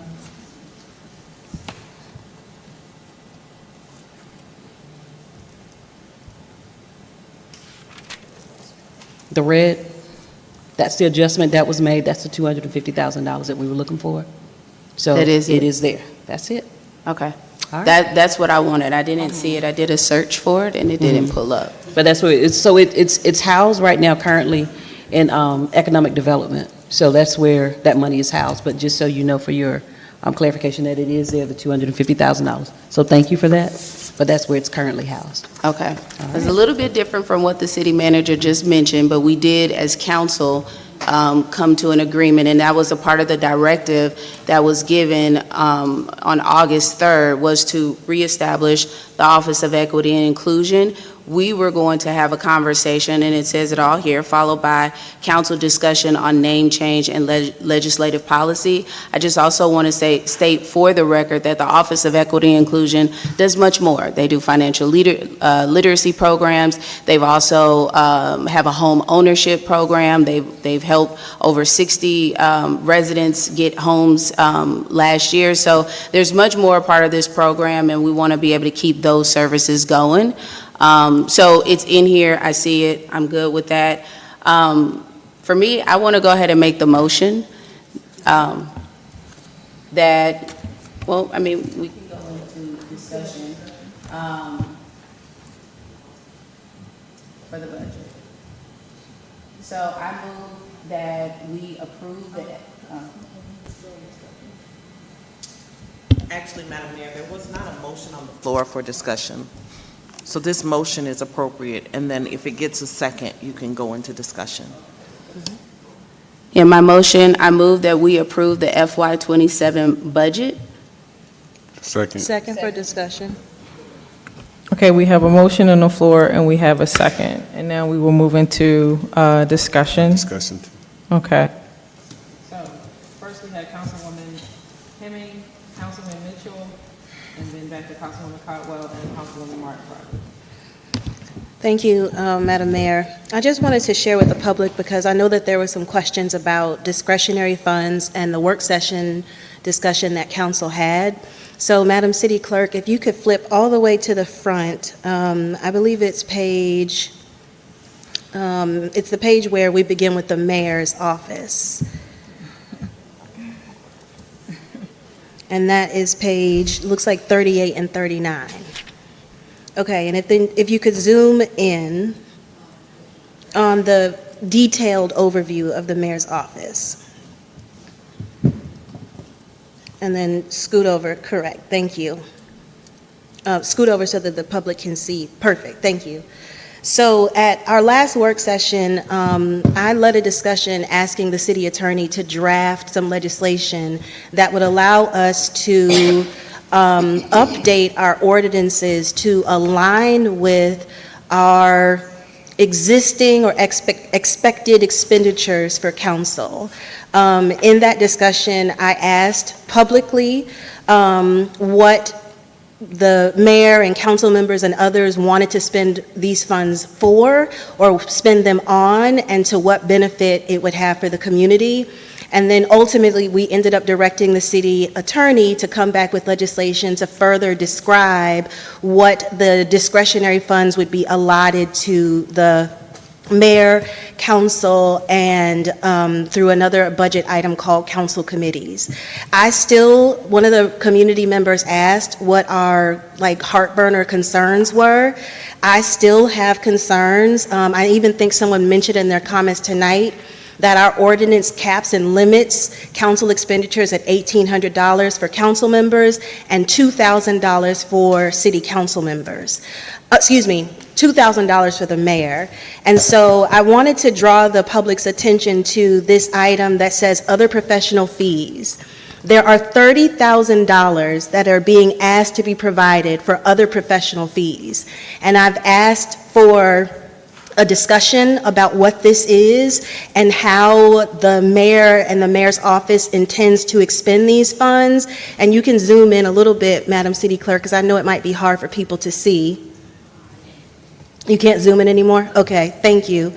Also, on this same page, there is $10,000 listed for a department event. In the mayor's office, there's currently, you can see at the top, salaries and wages includes the mayor at obviously the charter-approved $20,000 salary and the chief of staff at a $58,000 salary. So my question is to you, Madam Mayor, if you could just share with the public what these funds would be used for specifically, because that accounts for $40,000. And I know this is in the weeds and it seems like a very small sum of money. But I got an email from a couple of residents who were concerned about $5,000 being added to council budgets for ward community events. And so I think that it's important for us to have this level of scrutiny across the board, because I personally, and have shown in many meetings, that I've been trying to reduce the amount of discretionary dollars that are available to mayor and council. So I would just ask you, Madam Mayor, if you could share with the public the intended use of the $30,000 professional fees and the $10,000 for the department event.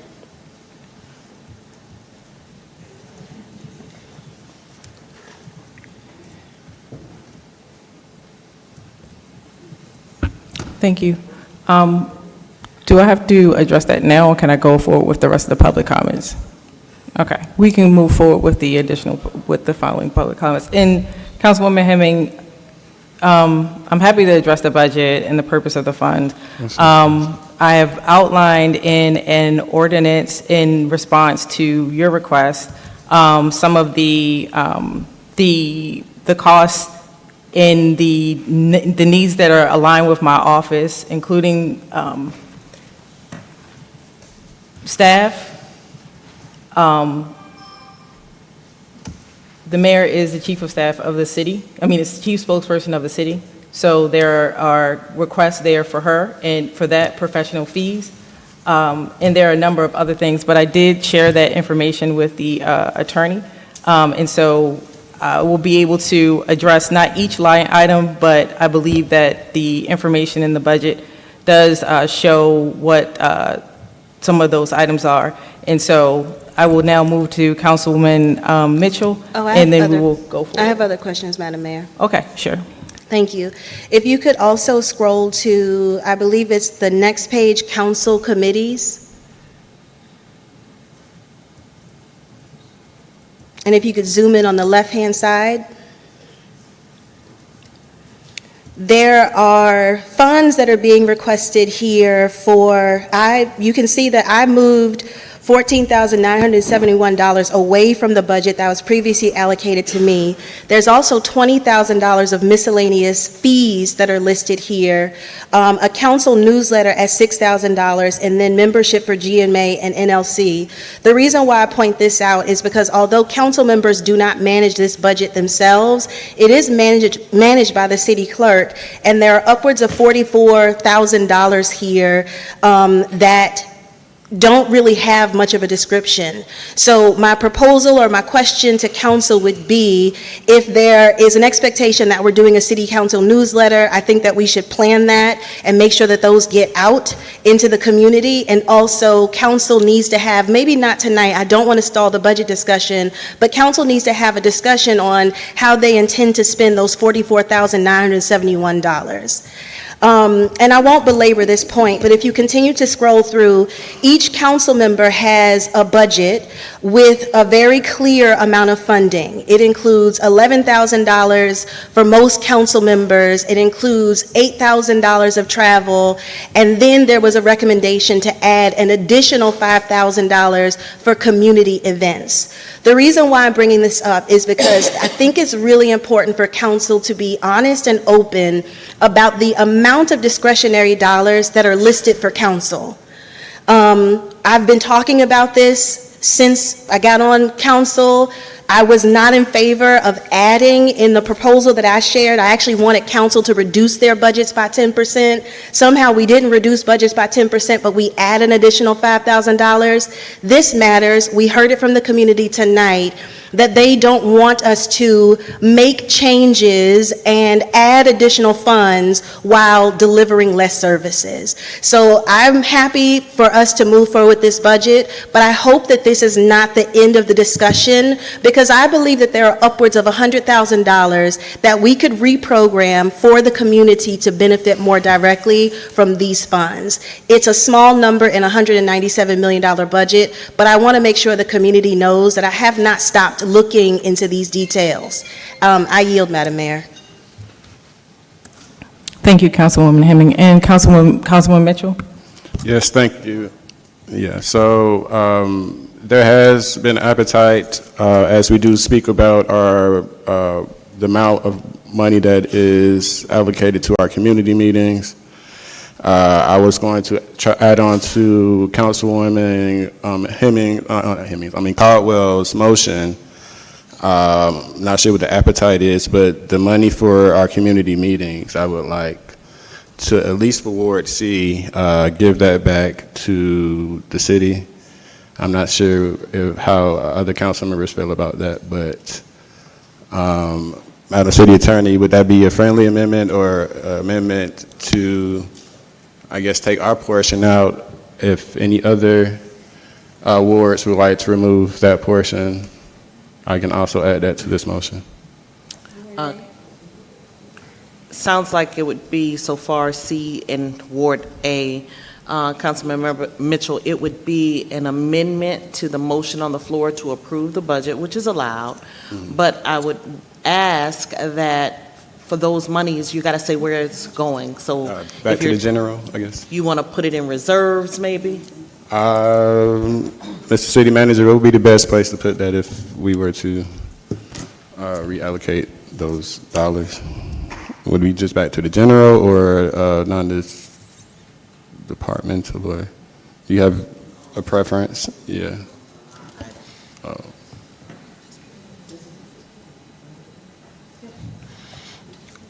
I think probably put it in reserves is probably easy to do. Okay. Yeah. Okay. So the motion would be, amendment would be to Councilwoman Caldwell's, I'm not sure, so I know A and C is. You can add D in as well. A, C, D, they're willing, and B. So I would like to make an amendment to the motion that, since we all have come to the consensus, that we remove our community meeting allocation and we move it to reserves, or reallocate it to our reserve fund. About $20,000, yes.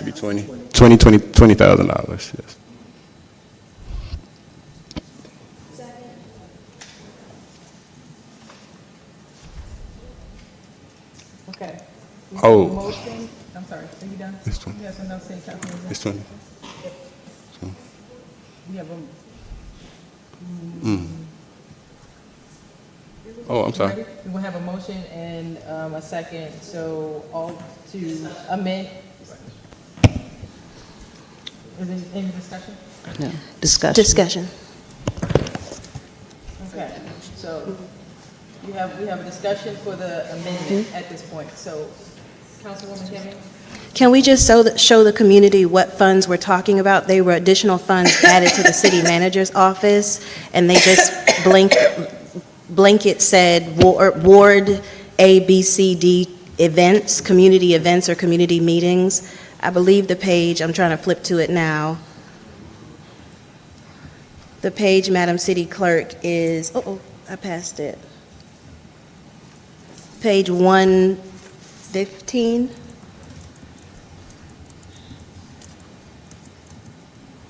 Flip one more, okay. And then, it's hard to see from the seats, but it's listed toward the bottom, and it was, keep scrolling. Keep scrolling, there it is. Council amendment, or council adjustment, and then it's the $20,000 there.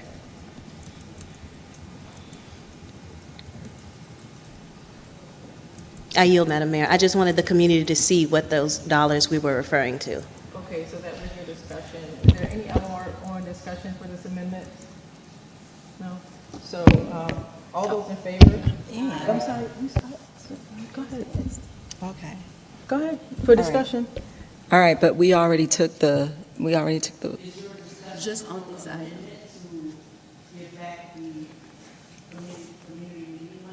Oh, no, it's not. I'm in support of that. Okay.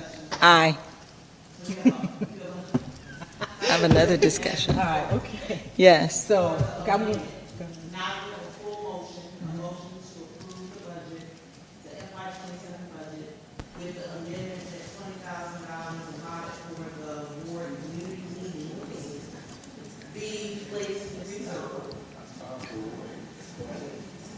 It's Madam Mayor. It's more than that?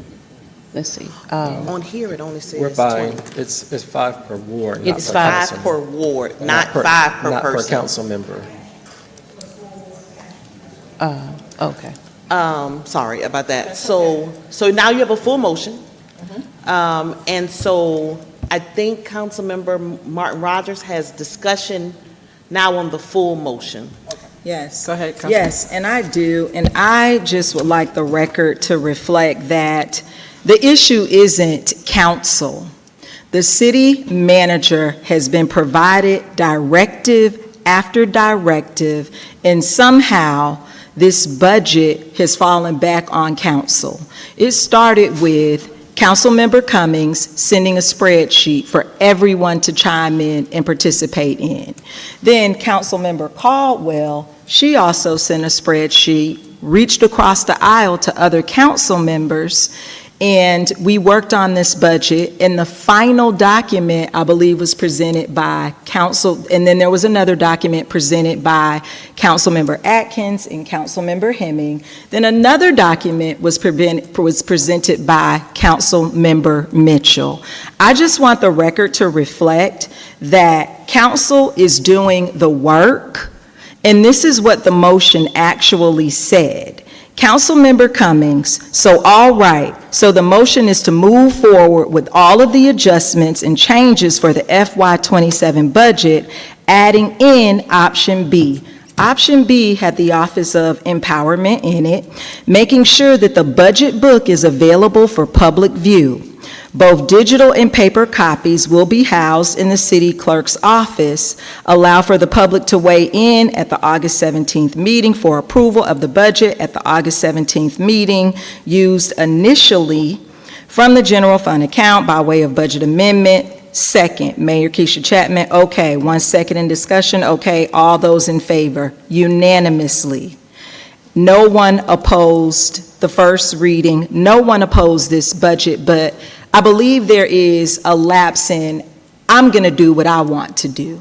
And that is what we are constantly faced with when we give directives on the record. All of the time, it's a lack of following through with the directive that is given. So it's not that council hasn't worked on this budget. We worked on it. There are emails about the budget. But most importantly, I think that the community is missing. He's been given directives that have not been followed. The second thing is, even when Councilmember Caldwell chimed in and asked about the Office of Empowerment, that was a part of option B, because we know that the Office of Empowerment helps with senior housing. It helps with our staff being able to apply for their own personal homes. It also helps with our senior citizens, so everyone wanted that in the budget. Why it has been removed up under economic development, someone was pulling that up for me, I'm not sure. But I think what the city manager also has failed to mention is that the department goes after grant funding, and lots of it. We've been presented with that information time and time again. Number 3, what I wanted to mention is I am in support of this budget tonight because it has everything in it that council collaborated on and worked towards. But I also want to mention the mayor's office and her budget. A couple of weeks ago, we discussed her budget. I think that when I asked the mayor, she was of sound mind. You said that you were on the record. I think teetering over into the mayor's budget is just unacceptable. She is the mayor. I don't know what the mayor office needs. I know that she needs a full-time support person and probably an additional person on staff. But I do know that it is the mayor's budget, and she should be allowed to look at her budget and make changes to the budget as she sees fit. And I'm willing to support that, because she did say that she was of sound mind. She did, on the record, she said that. So I just feel as though the mayor is newly elected. It is my hope that you do dig down deep into your budget and that you have everything that you need in this budget. And at this time, I will yield. Thank you. Councilman Atkins. Yes, thank you, Madam Mayor. I just want to say that the city manager, in fact, did give us a proposed budget several months ago. The city manager also had stated well over a month ago that anything that we were to pass, it was going to be the budget with an amendment. And so there were lots of discussions about what we wanted to add back into the budget, but we also had to figure out what would then be decreased, and we had to do that by consensus. And so while there was a lot of discussion about things we wanted to see to go back into the budget, there were very few times that we voted on a consensus to make those things happen. This document tonight actually is a reflection of that. And because the budget is a policy document, we are doing our job and not the city manager's job, because it's our job to do the policy discussions around this particular document to make sure that it restores any of the things that we wanted to have it restored, and then also wherever it needed to be decreased or where the funds would come from, that we would vote on a consensus to do that as well. Madam City Attorney, I do have a question. The motion on the floor is to approve the FY27 budget, and then Councilmember Mitchell had an amendment for that, so that will go with the main motion. My question is that the city manager presented us three options A, B, and C, and so for clarification purposes, do we need to clarify the motion to specifically state the approval of the FY27 budget with option B? And also, there's a resolution to make sure that we can make whole the power department with the MCT transfer resolution, because those two documents are part of what makes the budget balance that he has presented to us and the things that we've gone back to restore. We're going to do a tag team. I know you want to have a legal response. I just wanted to clarify on the MCT. Council did approve that. I only presented that so that it can be presented in its totality. So the MCT does not require a vote. The resolution had been passed. Right. I don't think that needs a vote of itself, but because we did pass that already, the motion to approve the FY27 budget also balances or refers to that resolution that we passed, and it also is a part of option B, because that was one of the three options that you provided us, but the motion as it stands on the floor is just to approve the FY27 budget and then the Mitchell amendment. I understand.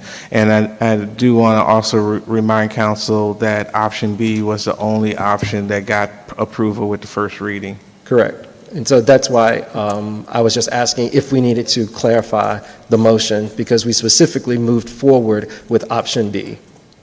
I was going to say the same thing, is that was the first read, that option B was the first read in the ordinance at the last meeting. And so I believe it's understood that option B is now what's being considered for this motion. And with the minutes reflecting this conversation, I think it's sufficient what you have on the floor. Perfect. All right. Thank you. I yield. Councilwoman Martin, did you have another? This is your second round, Councilwoman Martin. Thank you so much. Section 2-302, Powers and Duties of the City Manager. It is in our charter.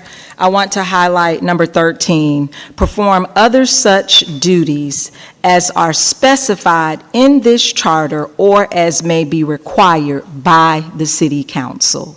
We've been in this process a very long time. So I just wanted the record to reflect that that is a part of our city charter under section 2-302 under the powers and duties of the city manager. Thank you.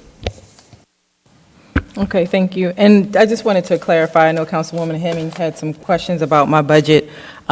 I do think that the public deserves to know what is in my budget. I committed to moving the city forward because I was passionate, honest, and authentic about what I wanted to do. And so I want to share with you just some brief highlights of what this budget, my budget will entail. So the $30,000 professional fees line is for consulting, communication services, professional support needed for the mayor's office to carry out the responsibilities. These funds provide flexibility for specialized experts when the city does not need or should not create a full-time position for this specific need. Mayor Initiatives Department events, I think we had about 10,000. The funding supports official mayor-led initiatives and department community events that bring residents together, supporting engagement and advanced priorities. There's also an item in there for, I think, so we did have an item for a previous initiative, and that is for, but it still will include wellness and quality of life and other initiatives. And the purpose is to continue continue programs and projects that benefit the residents of our city. And then the question of why does the mayor need these funds? The question is not whether the mayor's office should have a discretionary spending. The question is whether we want the office to have a transparent, accountable budget line item that allows the mayor to carry out the responsibilities of the office without relying on informal arrangements or coming back for repeated individual requests. The funds, as such, remain to the subject of the city's normal financial controls and the procurement requirements and reporting processes. So I assure you, and I assure the residents of East Point, that I do remain and will be transparent and accountable with the office of the mayor. It is an honor to be the mayor of the city, and I will not belabor this any further, but I take this very seriously, and I would like to say a lot more, but I'm not going to do that right now because I want to get this budget passed and us to move forward, as I said 9 months ago. All right, so council, I just wanted to say that. And is there anything else for the amendment that we need to handle? I'm still trying to get caught up on my parliamentary procedures, if you haven't noticed as well. But anything else?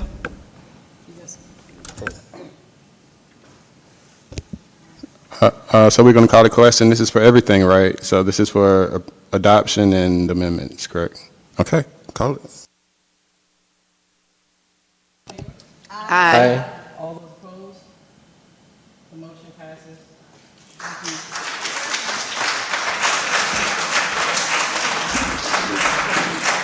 Thank you. Good job, guys.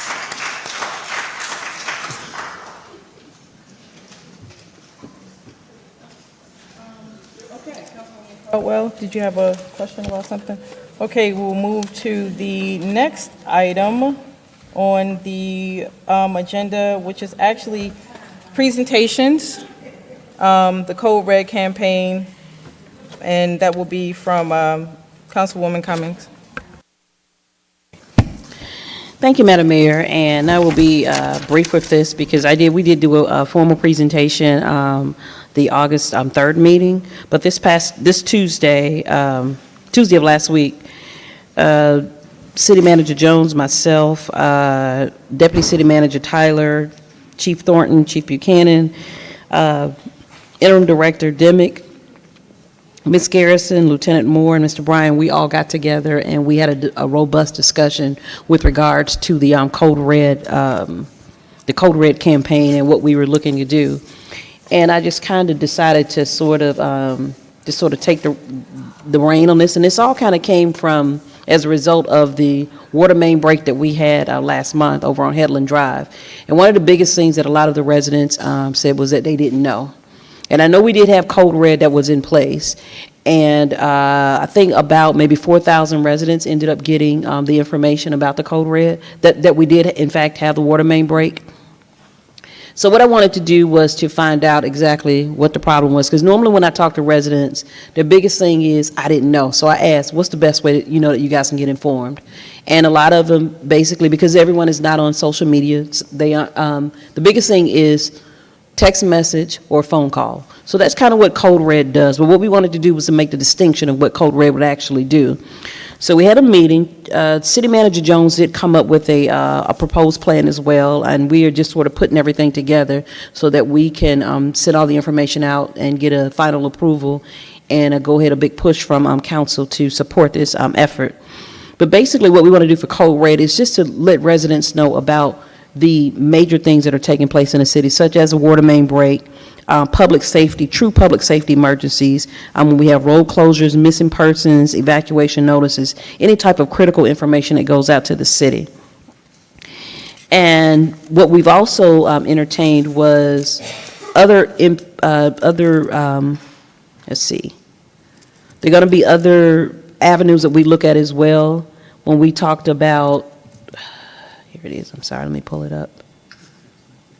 Yeah, the text messaging, but there's going to be an option that we'll also have with a text message that'll go out to the residents. And there were two companies that we were currently looking at to make this happen, and that was going to be, was it text.gov? I'm sorry, Okay, so it's going to be either text by choice or text.gov. So we were looking at those two companies as well. And what they'll do is they'll give out the city news, community events, parks and recs programs, road utility services updates, senior programs, youth activities. That's what that will be for. But Code Red is specifically for the major emergency situations that take place. So what we did was we kind of tossed out some ideas on how we could actually roll this program out. And we're looking at doing anywhere from a 60-day initiative to get as many residents enrolled in this program. So what I did was I took the information, I sent it out with City Manager Jones and myself had put together. And for those members that were working on this committee, they then gave us feedback. So from that feedback, that information is now being compiled together, and I'm going to send that back out. And we'll probably do one more meeting so that we can do a full presentation, so that we will be able to do the rollout to get as many, like I said, to get as many residents signed up for Code Red. When I did the presentation before, it's going to be a simple QR code, and we are looking at doing a big neighborhood blitz where we will hit pretty much every ward in the city. And there's some things there. It's going to be a real nice rollout. We're looking at just different ways that we can get this information out to the residents, that we're going to make sure that we get our local churches involved, just everybody in the community, the businesses here at City Hall, any city locations, to make sure that this information is available. And it's going to be a simple QR code. And I think when I did the presentation the 1st of August, we had residents that were sitting out here in the audience, and some people actually signed up then. So we want to make it as simple as possible, but the biggest thing is just to make sure that when these major incidents do happen, that as many residents know, so that we won't be in a situation that we were in when we had the water main break on Headland. So that was pretty much just to give you an update on what it is that we're doing with regards to this Code Red. So the plan is to hopefully the 1st of September to be able to officially roll it out, and we'll start, because we are actively doing Code Red now, just so you know. It's nothing that they are still doing it. I think they had a good sign up at National Night Out, and when the fire department, when they go out to community meetings, they're also pushing this information out as well. So we are looking, like I said, to do a big rollout on an official rollout that we can get as many residents signed up. So like I said before, it's just to kind of give you guys just an update on where we are now with regards to the Code Red. Are there any questions? Good. Next. Thank you. I yield. I have questions. Sure. Councilwoman Martin Rogers. Thank you. Happy to support this initiative. Will there be placards that can just be dropped off? Because I do believe that a question that was asked, we aren't signing anyone up for anything. We are just leaving information on the door for residents, right? So that they know about Code Red, correct? That is correct. So some of the things that we're looking at, the ways to get the information out, we'll do rack cards, door hangers, yard signs, posters, window clings, flyers, business cards. So there's going to be like I said, once we do the full, complete rollout on it, we'll have a good amount of items or tools, things that we can use that we make sure the residents are being signed up for it. And it'll be as simple, like I said, you can even walk in, let's just say Odd's Pizza. There'll be a poster or something there. That's the plan, to get, like I said, businesses involved as well, and they'll just go up. Hopefully, they have a smartphone that they can actually do it, but if not, there's a web address that'll be on there as well that residents can sign up. All right, and you are doing the Code Red sign up, ensuring that it's at every city event, correct? That is correct. All right, and then the other thing you may want to consider, maybe just a Code Red signing day or a drop-in signing day where they could come. If I'm 80, I'm not using a QR code, but maybe a on-site sign-in day or a drop-in day or on-site signing day right here at City Hall.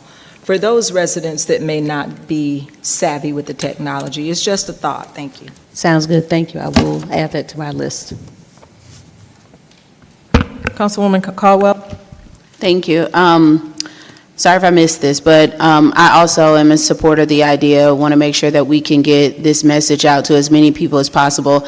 I believe during the last meeting, we had some questions around cost. Were we anticipating that city manager staff was going to come back with cost, and kind of where are we? Did we make a motion for that? Yes. Do you want to talk with him about that, City Manager Jones? Thank you.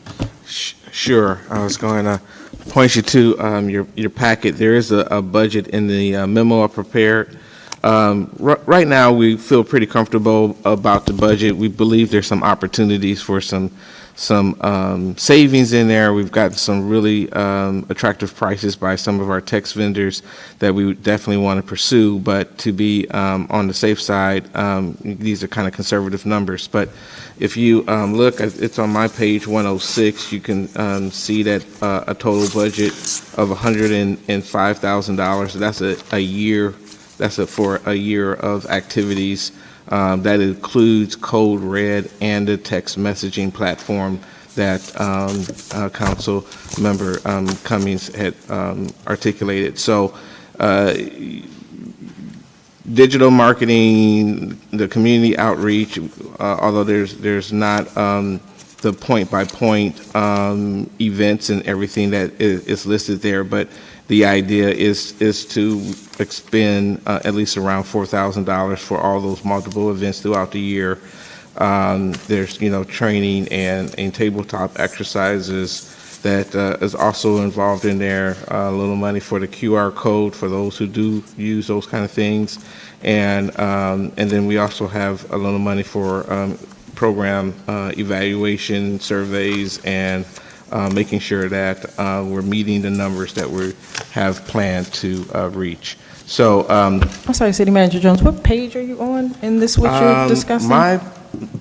My packet shows 11.1 on the top and packet page 106. Is that in this packet or is that in the actual budget book? That is in this packet. Oh, and I have a hard copy packet, so. Okay. So do you see it? No. Okay. I'll take my page out and pass it around. Yeah, I just wanted to see if we could follow along as we're going. Go ahead, Councilwoman. So what I'm going to do is, what it is that he's passing, I do have a copy of that, and I'm sending that to you, to everyone now. So there is a breakdown for the funding strategy for this. So I'm going to forward this over to everyone now. Okay. Question, just another question for clarification. You mentioned 105,000, and that, is that specific to Code Red, or is that other events that you may be taking from? And the reason that I asked that is we just took 20,000 from community meetings. If there were a need, I know we put that in reserves and we're done with the budget, but if there were a need to pull that out and utilize it, if it fits within the strategy, before taking from an event that's already, dedicated, we could potentially use that, so. We certainly could.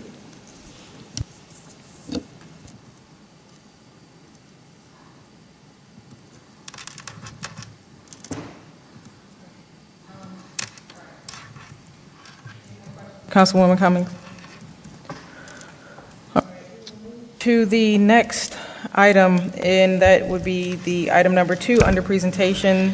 Yes. Go ahead, Councilwoman Martin Rogers. Thank you so much, and I am going to be brief with this presentation because I just have one ask. A couple of weeks ago, council approved, you can go ahead and pull those items up, the 2014 contract and all of the receipts. Council approved a $100,000 contract, up to $100,000 contract for the Robert Bob Group. The award documentation was not attached, and the funding source identified was the city manager's events budget. Why this matters: the vendor previously worked for East Point and was terminated in 2014. We hired the Robert Bob Group to provide services for the interim city manager position, the finance director, and the human resources director positions. They were terminated in 2014 unanimously, and the public deserves a complete explanation before the city re-enters an agreement with the Robert Bob Group. Council should have been better informed about the vendor's performance history and the reason for this particular procurement. Go ahead and scroll on down to some of those invoices. I also did an open records request, and I asked for the solicitation, the scope of work, the proof of advertisements, copies of the proposals and the bids, the pricing comparisons, the evaluation criteria, The other vendors, and what I received from the Contracts and Procurement Department was the purchasing manual, the GSA schedule utilization, the GSA e-library contractor listing. And so now the concern is for $100,000, was this even sent out for a bid? I don't have a record of it being sent out for a bid, and our own contracts and procurement process says if you purchase something for $2,500, one vendor. Between $2,500 and $12,500, you should receive 3 quotes from 3 different vendors, and over $12,500, it should be a formal bid. What I am requesting of this council is 2 things. These are their previous invoices. We paid them a little over $53,000 per month. During their tenure here in East Point, they made a little over $500,000, and we had to dismiss them. What I am asking this council is to rescind the recently awarded contract to the Robert Bob Group and allow the city attorney to provide legal guidance about this process.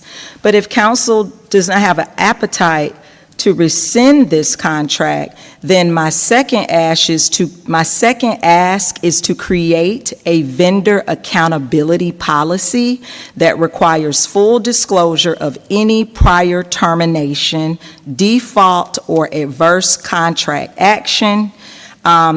That vendor accountability policy should also include the prevention of future awards to terminated vendors unless mayor and council formally review the information and approve it, and require the procurement office to check vendor history before any future contract award, and maintain an active vendor performance and responsibility database to be housed in the Office of Contracts and Procurement, and also in our city clerk's office, and it can be utilized for future contracting decisions. That is the ask for tonight, and I'm willing to hear any discussion about it.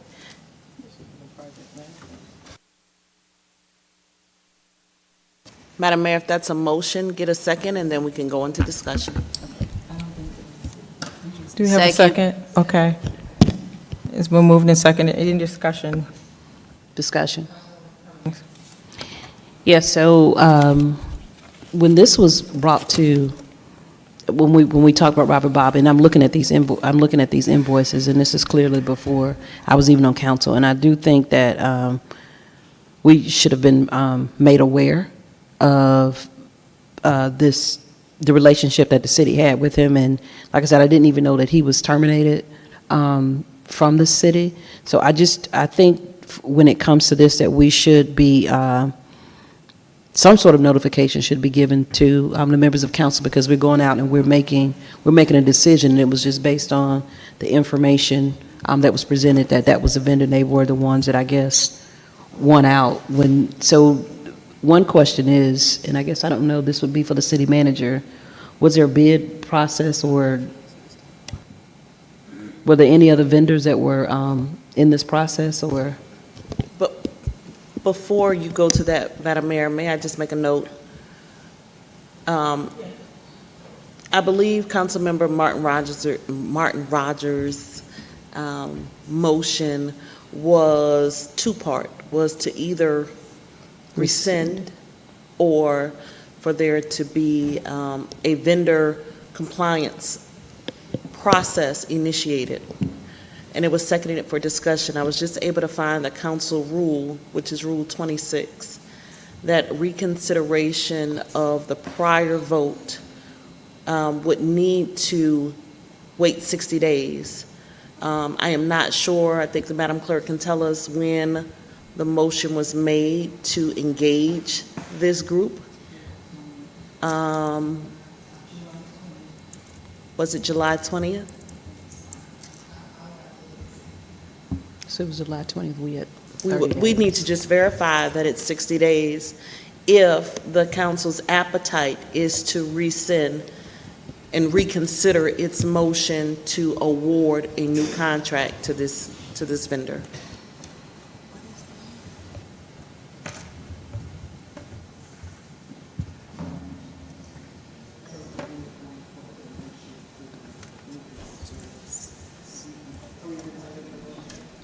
I don't know, I had a couple questions that I wanted to ask.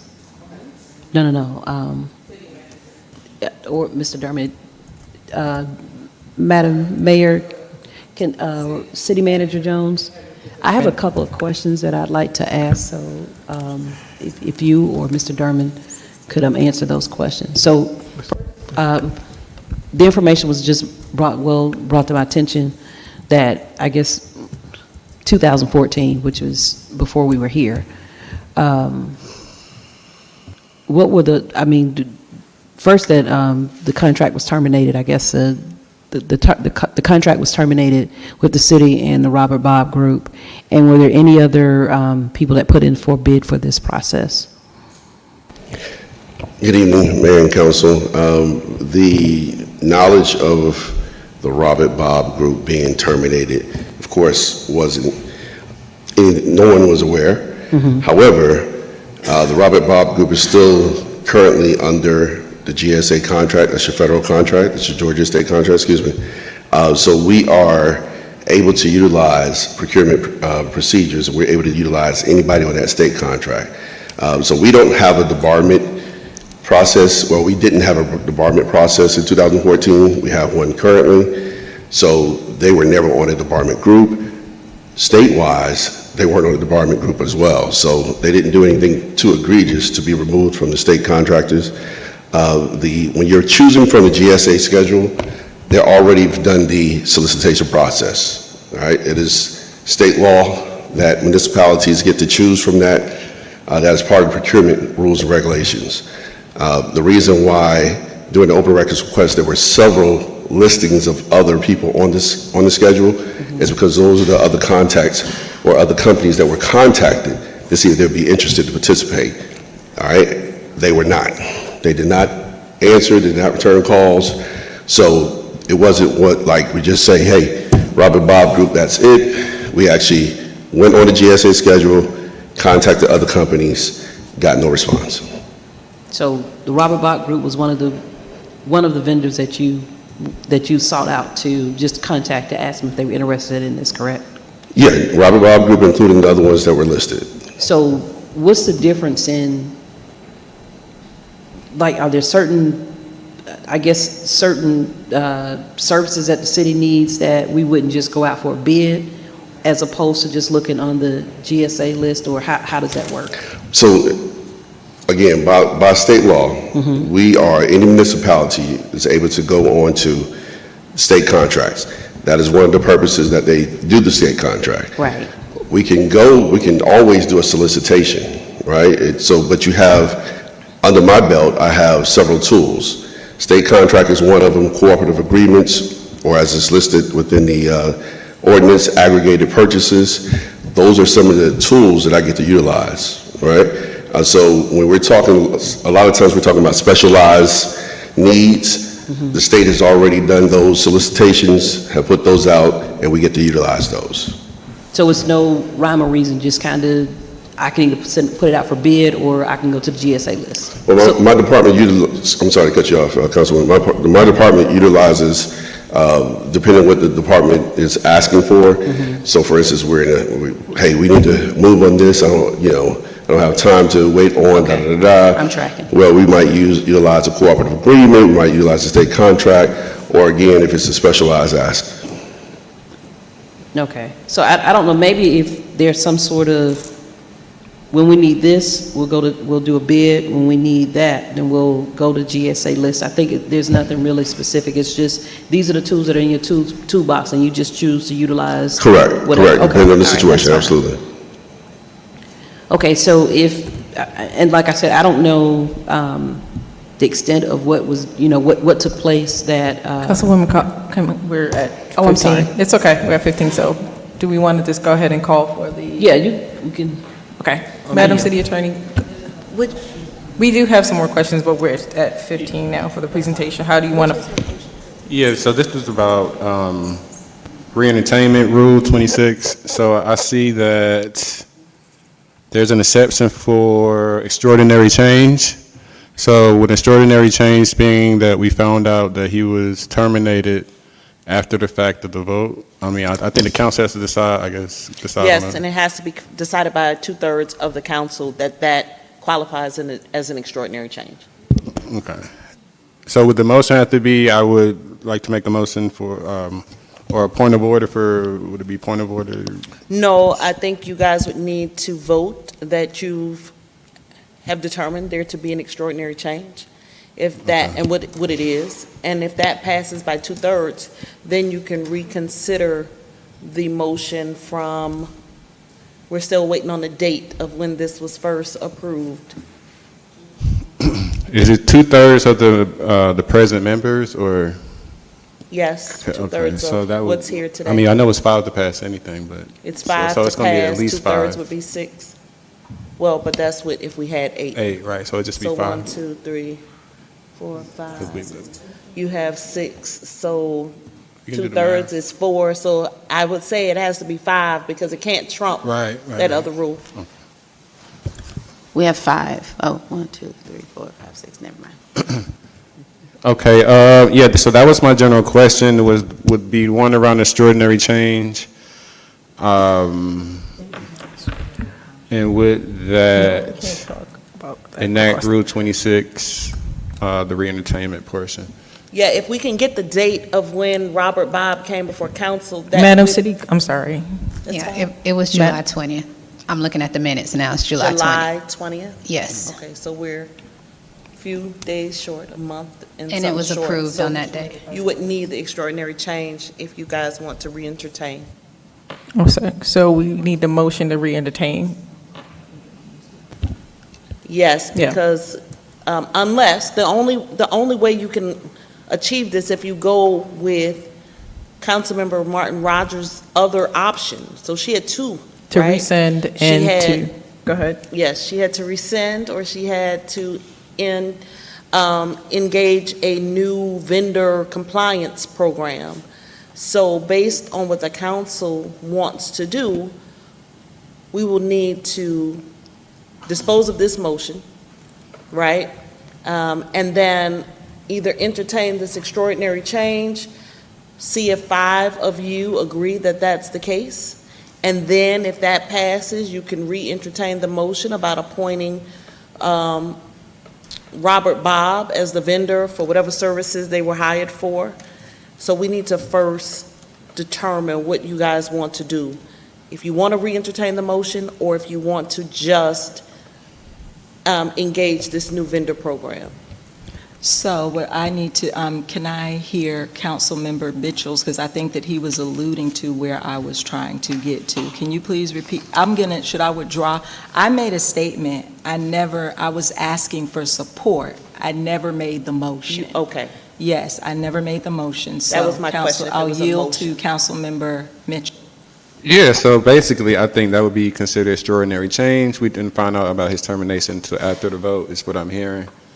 So if we can come to consensus on that, or I'm pretty sure that was the timeline. So my motion would be to, was it Rule 26? One second, Mr. Okay. Mitchell. And we weren't properly in discussion, right? Because that's how we got into this discussion, because after the presentation, you made the statement. I said, if that's a motion, we need a second. It got a second. We were in discussion. But if you're withdrawing now, we can entertain. Perfect. Yes. Okay. So now that motion is withdrawn, the second withdrawn? Who made it? I didn't make Can a you second. confirm, Madam City Clerk, what motion that? Okay. I think it was We don't Cummings have made the a second. count It was of Caldwell. what I'm sorry, go ahead, Madam City Attorney. I was just confirming with Councilmember Caldwell that she'll withdraw her second. It was Cummings? Yes? Okay, so now we're ready for a brand-new motion, and I believe Councilmember Mitchell is about to Okay, I make think it. I got it. So Okay. I would like to make a motion to re-entertain the motion made on July 20th regarding the Robert Bob Group. No, that's not it. Uh, First, so- we need to so determine is I it would an like extraordinary. to under the guise of extraordinary changes because we did not know about the termination of this group until today or after we voted to contract them. One more time, I'm so sorry, sir. Okay. I would like to make a motion for re-entertainment on the motion made on July 20th regarding the hiring of the Robert Bob Group on the premise of extraordinary changes. That would be that we didn't find out about this company being terminated from working with the city of East Point until after we voted to hire them. Thank you. Okay. I'm sorry, are you, Oh, no, I'm good. are you Sorry. second? Discussion. Yeah, oh, yes, sorry. Yes, I was trying to pull up the minutes so that I could figure out what the grounds for termination were, and the minutes from 2014 don't exactly state it, so I was wondering if council could provide some more details. I did find the original contract that they were functioning in an interim city manager capacity, but if council could understand what the termination was, that would be helpful. Madam Mayor. And figure out what's this. Go ahead, Councilwoman. Yes, at the time, council was going through various changes. We did not have a city manager, we did not have a finance director, and we did not have a human resources director. We put the information out there for bid. They answered.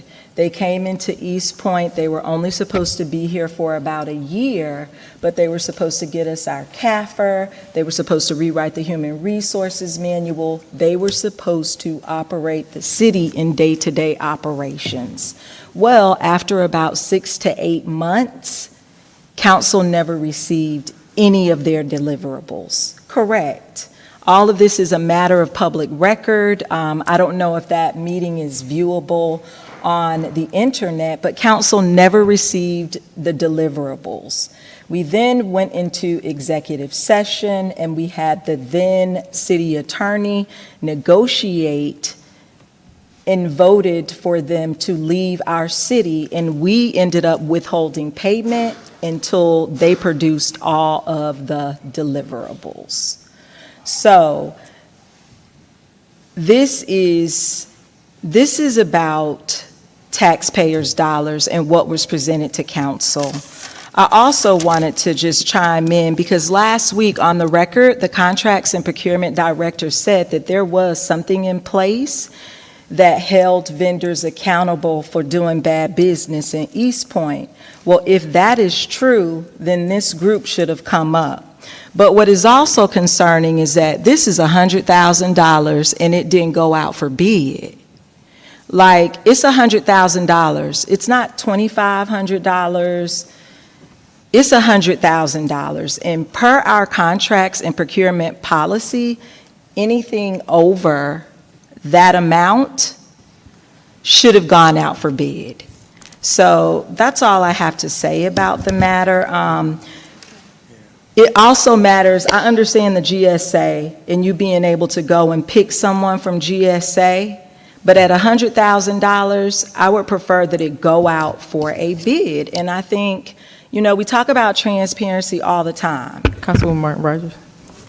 I'm sorry, didn't mean to interrupt you. but Okay, we're about I'll to yield. close. Okay. Can we please? And I only have one more question, Okay. which was for the city attorney. Madam City Attorney, I just have a question about Rule 26, because I keep rereading it, and it doesn't say extraordinary changes must be approved by two-thirds, it says extraordinary changes must be approved by two-thirds vote of the council.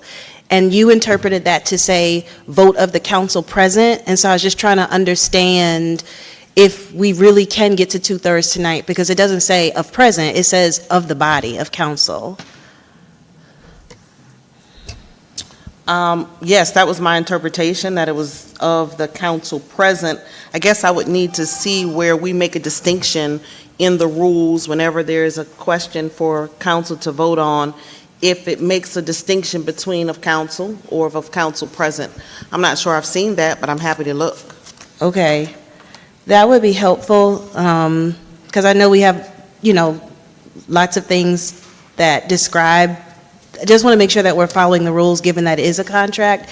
And then my final question is, I want to follow up on what the Mr. Lawrence shared about the GSA. I heard him say that we contacted, I don't exactly know how it works, so it seems like there's some sort of state overarching process. We contacted people that are part of that pool, and for the review of the open records request, there wasn't any appetite beyond this group.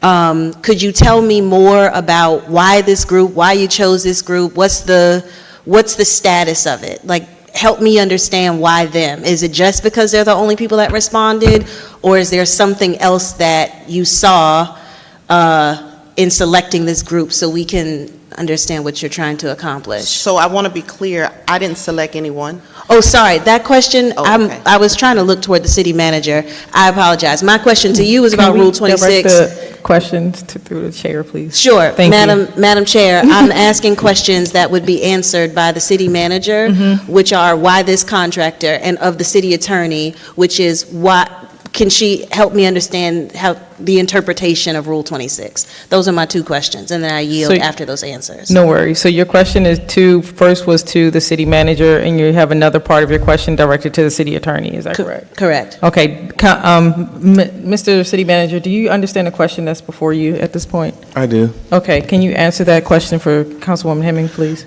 So I'm going to ask the contract procurement interim director to come back up as they dealt with the nuances of parts of that question.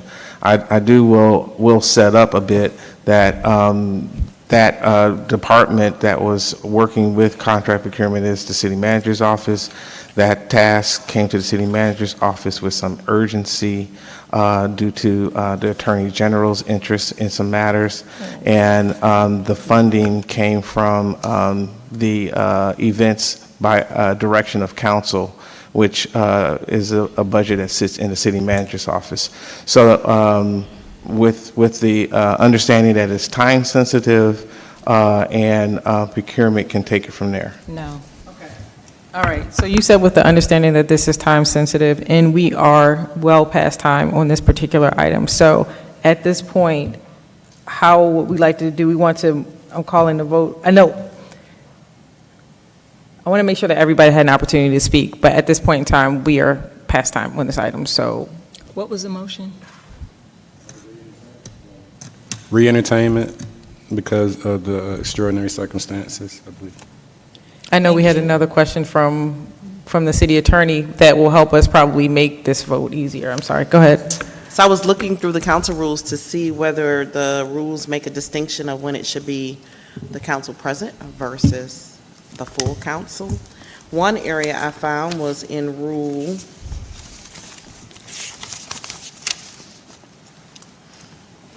36. That's the rule for the request for legal opinion. Request by one or more council members for a formal written legal opinion shall require approval by a majority vote of the full council. So I see in that rule, it makes a distinction. In other areas, it just says council. So my interpretation that it's the council present with the application of Rule 14, we know that Councilman Friedli's vote will not count as a yes because he has been excused, and I stand by the interpretation that council is just the council in the building. Okay. Point of information. Proceed. What rule are you? I'm looking at Section 2-205, quorum and voting in the charter, and it says in that last sentence, the affirmative vote of 5 council members shall be required for the adoption of any ordinance, resolution, or motion. That's quorum and voting. So. Yes, but this section requires 26? more than the 5. This section is 2/3. So I if think you're you mentioned counting the earlier, full right? council, it's 6. Okay. But you don't have the full Right. council here Correct. today. It would be 4, but we need 5 to pass anything, period, so we can't go So to 4. full, Yes. it's 6, but if you're counting who's present, it would just be 4. Well, But we 4 can't is pass it. less than 5. the charter provision you read, which is why I defaulted to 5. Yes. Again, this is all interpretation because there's no Yes, sir. rule that specifically says what you do when it's not the full council, and 2/3 is less than the charter provision. So I have to I think read it in stated somewhere. tandem and come to some conclusion to provide you with advice, but certainly I defer to this council if you have a different interpretation. I have a question at the mic. Councilman Atkins. Yes, a question of the city attorney, but isn't there also a charter provision that speaks to voice votes of the members present for any motions, ordinances, and resolutions? Isn't that also a part of our charter? Yes, it's in that same section. 2-206 provides that voting on the adoption of ordinances shall be by voice vote, and the vote shall be recorded in the journal or by voting machine. I think one distinction here is this is not a vote on an ordinance. Right. Is it only for ordinances, is not for motions? It says voting on the adoption of ordinances Yes, sir. shall be by voice vote. And then it goes on to say, except as otherwise provided in this charter, the affirmative vote of 5 council members shall be required for the adoption of any ordinance, resolution, or motion. So it, again, makes a distinction that voice vote is just for ordinances, and then that last sentence I just read says ordinance, resolution, or motion. Motions. All right, thank you.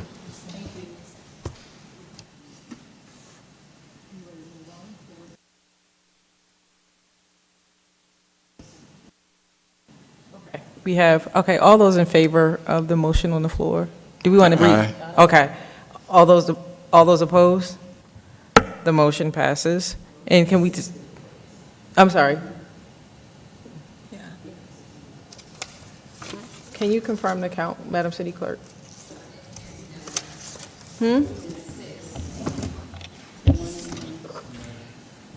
I heard no no's, so that's Okay. 6. Yeah, I'm in, Madam Mayor.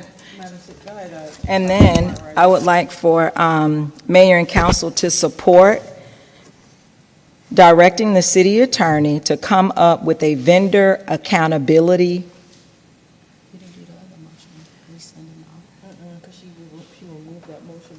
I removed it, and how did Councilmember Mitchell address it for the record? So if I can help you out. Yes. The motion on the floor was to reconsider Mm-hmm. the vendor contract to Robert Bob based on there being an extraordinary change. So now you need to vote on retracting the contract from Robert Bob. Okay. Who's gonna make it? The only thing you've done is agree that you would reconsider what you did on July 20th. All right, I'm going to make the motion to retract the contract for the Robert Bob Group LLC. Second. Any discussion? I'm in for discussion. Yes. Councilman Atkins? So with this, I don't have issues with supporting the rescission of this contract with Robert Bob. My question is that there was a question earlier tonight about if this was time sensitive, and then there was a statement that it wasn't, but it clearly was a discussion about it being time sensitive based on information that we were getting from the Attorney General's office. However, the information regarding the termination of the Roger Bob Group before, I had never been privy to that information, and so I think that it would have been helpful to know the details around that. Even with what Councilmember Martin Rogers read, I still don't have enough detail on that. I don't know why the termination happened or any of those things. I understand that the organization was serving as interim city manager finance director, an HR director. I don't know if the city, and there were some deliverables. I don't know what the contract said in terms of when those things were to be delivered. But it was a matter that was time sensitive. We had those discussions, and I think that the method that was used that Mr. Lawrence stated, he went through a procurement process that is allowed by using the state's contracting.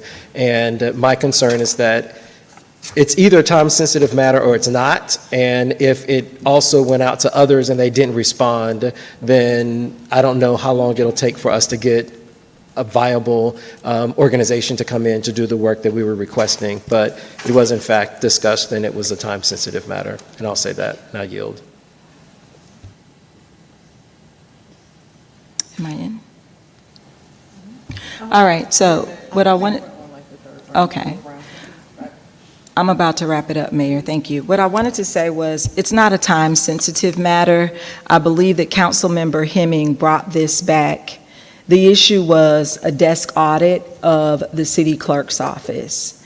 I think that the main thing is the city clerk is our direct report, and this probably should have gone through maybe the Human Resources Office. But this was a directive given to the city manager maybe back in February, March, when we were put on notice about some deficiencies in that office.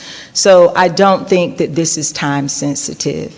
I think that this probably should go back out for a bid. We have a motion on the floor, Councilwoman Martin. It's not time sensitive. I'm sorry. Thank you. Council, we have a motion on the floor to retract or terminate the contract for the Robert Bob Group LLC. Is there a second? There was already a second. Okay, all those in favor? Aye. All those opposed, the motion passes. Oh, I'm sorry. You got it? No, we don't have anyone opposed, the motion passes. Thank you. Last thing.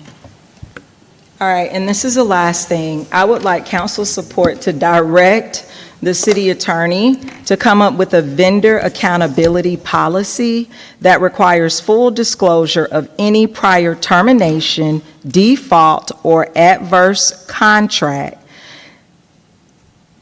that also includes the prevention of future awards to terminated vendors unless it's brought before mayor and formally reviewed by council for approval, and require the procurement office to check vendor history before any future contract award. I'd also like the record to reflect that someone said that a Google search of the group would have just given the information that they needed, like someone who's watching.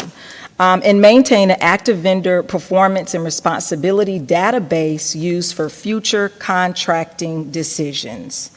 I know that that is a long motion, but I do.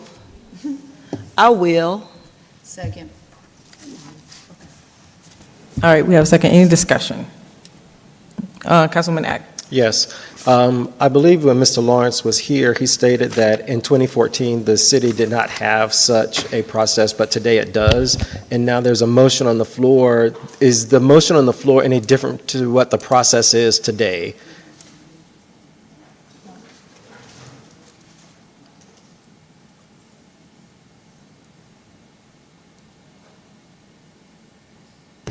It does sound a little bit more in detail. Our department list is just the actual name of the company or vendor itself. It sounds like the councilwoman is trying to talk about, being fired or things of that nature, or having some difficulties with the department. We have to remember, when you're debarring them, they're not to be utilized at all, right? So being fired for whatever the reason was in the past, again, didn't prevent that company from being withdrawn from the GSA schedule. They also have a debarment list as well.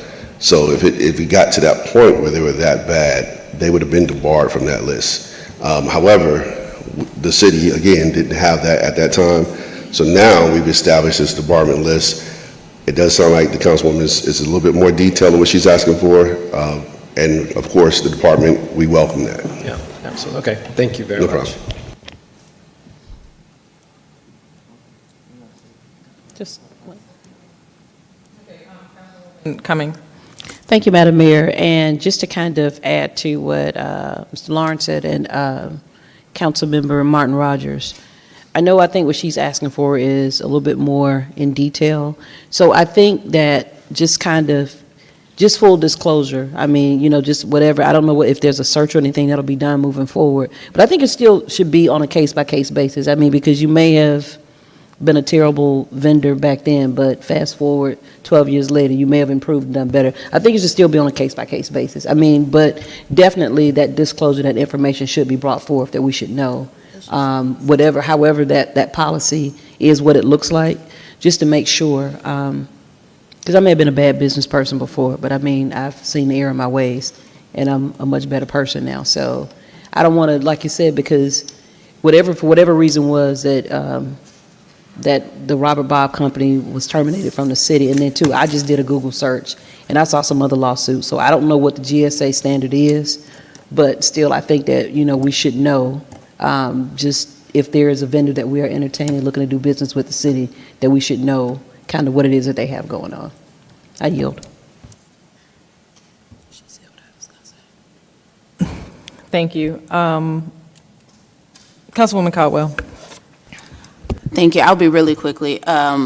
Really just to reiterate what Councilmember Cummings just mentioned. I think the purpose of all of this is to make sure that we have a tracking system in place where we can capture this data, and should it come back at a new date, new time, we can at least have all of the information to review before making a decision. So. Okay, thank you. Seeing no more discussions, all in favor? All those opposed? The motion passes. All right, the motion passed, Council. Thank you. I can bring that back at the September work session. Thank you. All right, so we are on to.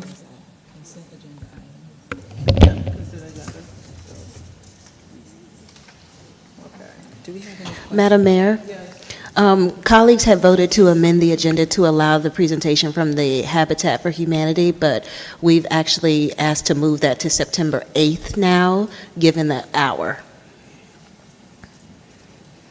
Okay, so you want to remove the Habitat for Humanity item to the 8th? September 8th, Madam Mayor. September 8th? Yes, the 7th, I believe, is a holiday, so the 8th is the Tuesday. Is that the first regular meeting, or is That's that the the work first session? regular meeting in September. Okay. And that's been okay, so we want to It's just a move it. presentation. Oh, it's just thank you so much for confirming. So we'll move that to September 8th, presentation. The HUD presentation will move to September 8th. Thank you. Thank you. All right, and then next on the agenda, if I can find it, okay. We had the HUD presentation. Oh, Madam City Attorney, did you want to go ahead with the MARTA item now? But we have the consent agenda. Oh, it's on consent. It's not under consent, but we have the consent before we get to that, the new items. Oh, I'm sorry. Are there any committee reports? That's a good question. Are there any committee reports? Yes. Thank you, Madam Mayor. So the HR committee, we will be meeting this Thursday. This will be our meeting on this Thursday, and the plan will be to discuss the two vendors that we have chosen to give us an overall review of our employee evals. I yield. Any question? Councilman Mitchell? Yeah, just really quick, the Budget and Finance Committee will be meeting tomorrow at 6:30. Thank you. Are there any other committee reports at this time? All right. Now that we can move on to the consent agenda. Madam Mayor? Yes. I move that we approve consent agendas, which are numbered number 3 through 12 on our agenda. Second. Okay. Second. For discussion? No. No No discussion. discussion. Okay. And all those in favor? Aye. All those opposed? The motion passes. Okay, and that's 12.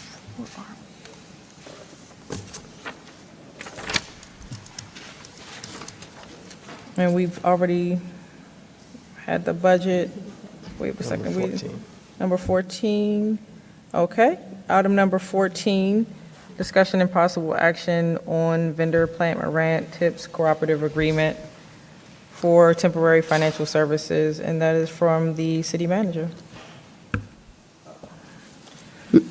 Madam Mayor? Yes. I didn't see any supporting documentation around this. We had a pretty extensive motion during the last meeting for reports, presentations. I don't know if we're going to have like visuals to see today, and maybe I'll let city manager answer that. Yeah, we submitted the information. I had a note on where that went, where you might be able to find it. I think we submitted it in a couple of different ways, but let me see where, should it also be in the packet as well. Mr. City Manager, whose responsibility is it to ensure that the items are attached to the packet? It's in the city clerk's.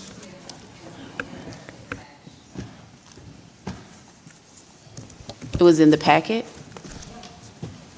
I looked at it. I didn't see it.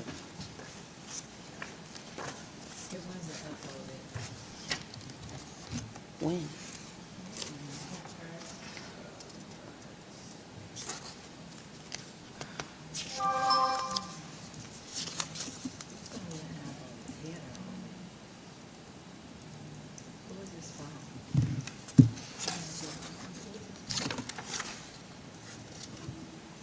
Can you scroll down, Madam Clerk? Can you move down?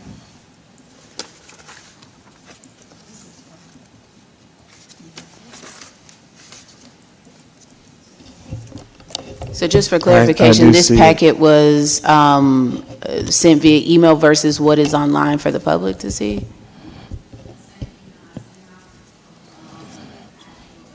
Okay, I usually look at the website. It says agenda back here.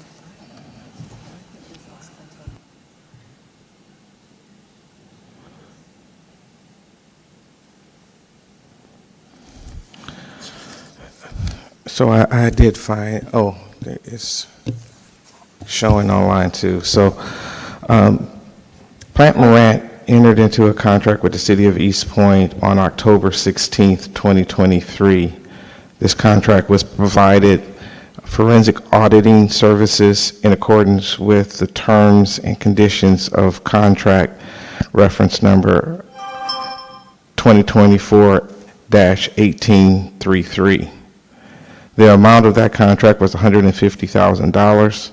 The city ultimately ended up spending $144,500 on the forensic audit. There's an attachment that supports that. It's highlighted in blue. RFP number 2024-1833 included an option to renew the one-year term. The city elected to renew the contract. Point of information, I'm sorry.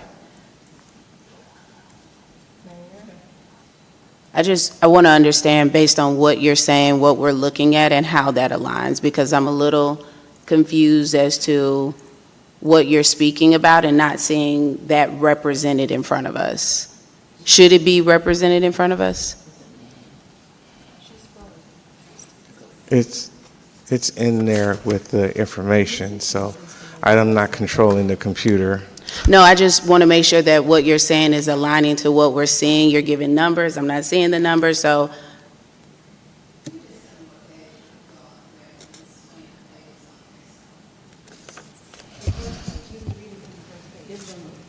Is that what we see here? Scroll back to the page reading from the first page. Yeah, so we're not on the same page. Just tell me where it's I know. you There's a mentioned forensic that audit reading there. It's the same thing, but then you told her to go to a different page, so we're not on the, that's what I'm saying, it's not. Okay, well, let's go back to that. I'm sorry, Mr. City Manager, Yes, ma'am. what is the page number that you are on? 248. You're on page number 248. Councilwoman Caldwell, do you have page 248 on the pages? No. Okay. If it's on here, then I can put it there at this screen. I would like Okay. to print out, can we just move this to September? Do you want to make a motion? Yeah, it's like after. There's a motion, there isn't a motion, but Councilwoman Because Martin I would just Rogers. like time to look at this. Okay. It seems as if council needs additional time to look at this item, so can we move this item to, which item, when do you want to move it to? Maybe like the first meeting in September? I think we've discussed this before, but go ahead. So, No, it's not going to delay the audit. How is this? I'm sorry, how is this delaying the audit? We just wanted information from Plant Moran. Can you pull up the motion, Madam Clerk? We asked verbatim for some items to be presented, and I'm not quite sure what this is. I mean, I see an attachment here, a PDF, but I haven't really had time to take a deep dive. I thought something would have been presented to us prior to the meeting, and it was, I'm seeing now that it's attached to the agenda. So I haven't had time to take a deep dive. I'm willing to move forward with this presentation, but I would like to take some time to look at this. It's 26 pages. So the audit is already delayed. It's been delayed 17 months. To be clear, this has nothing to do with the audit. So that was my bad. That's what in the last meeting, we talked about this. That was mentioned up here, so that's why I had to address it. So to We have to remind the move on. city council, Got it. there was an item that was on our last agenda that was proposing contracting, renewing the contract with Plant Moran for continued reconciliation services. And the question then came up, what else, what have they done? And they wanted to go back to 2020, council wanted to go back to 2023 and pull up everything that they've done to date. And so that's the information, including invoicing. Council asked for the invoicing, what we've been invoiced, and the services that they provided. So that's what's in those pages. Okay. And I was just simply reading the cover page. So what was the intent of this item tonight, It City was Manager? responding to city council's directive. You were providing information. This is just for information. There is no action that you're asking for tonight. Not to my knowledge. Okay, so you don't have any, okay, so then, since there's no council action, council, do you want to make any motions for this item, or can we just move forward and move this to the next meeting? We asked for, Okay. Madam Mayor, Go ahead. the body gave the city manager a directive to provide this information to our meeting tonight. The city manager was just going over this. It's information only. He just stated that there's no action, but I don't really know what the harm would be. We had a lengthy discussion about what has Plant Moran done, and we talked about, there was a motion initially about working with the city, period. And I said, well, that could have been 1990, 1970. We did decide that we wanted to go back to 2024. He's presenting that information. He stated that there's no action. I'm not sure what the harm would be for us to hear the things that they've done from 2024 up to 2026. That was our directive. And we do have a lot of discussion about giving a directive and the city manager not following through. He's following through on a directive, and now we want to say we don't want to hear it.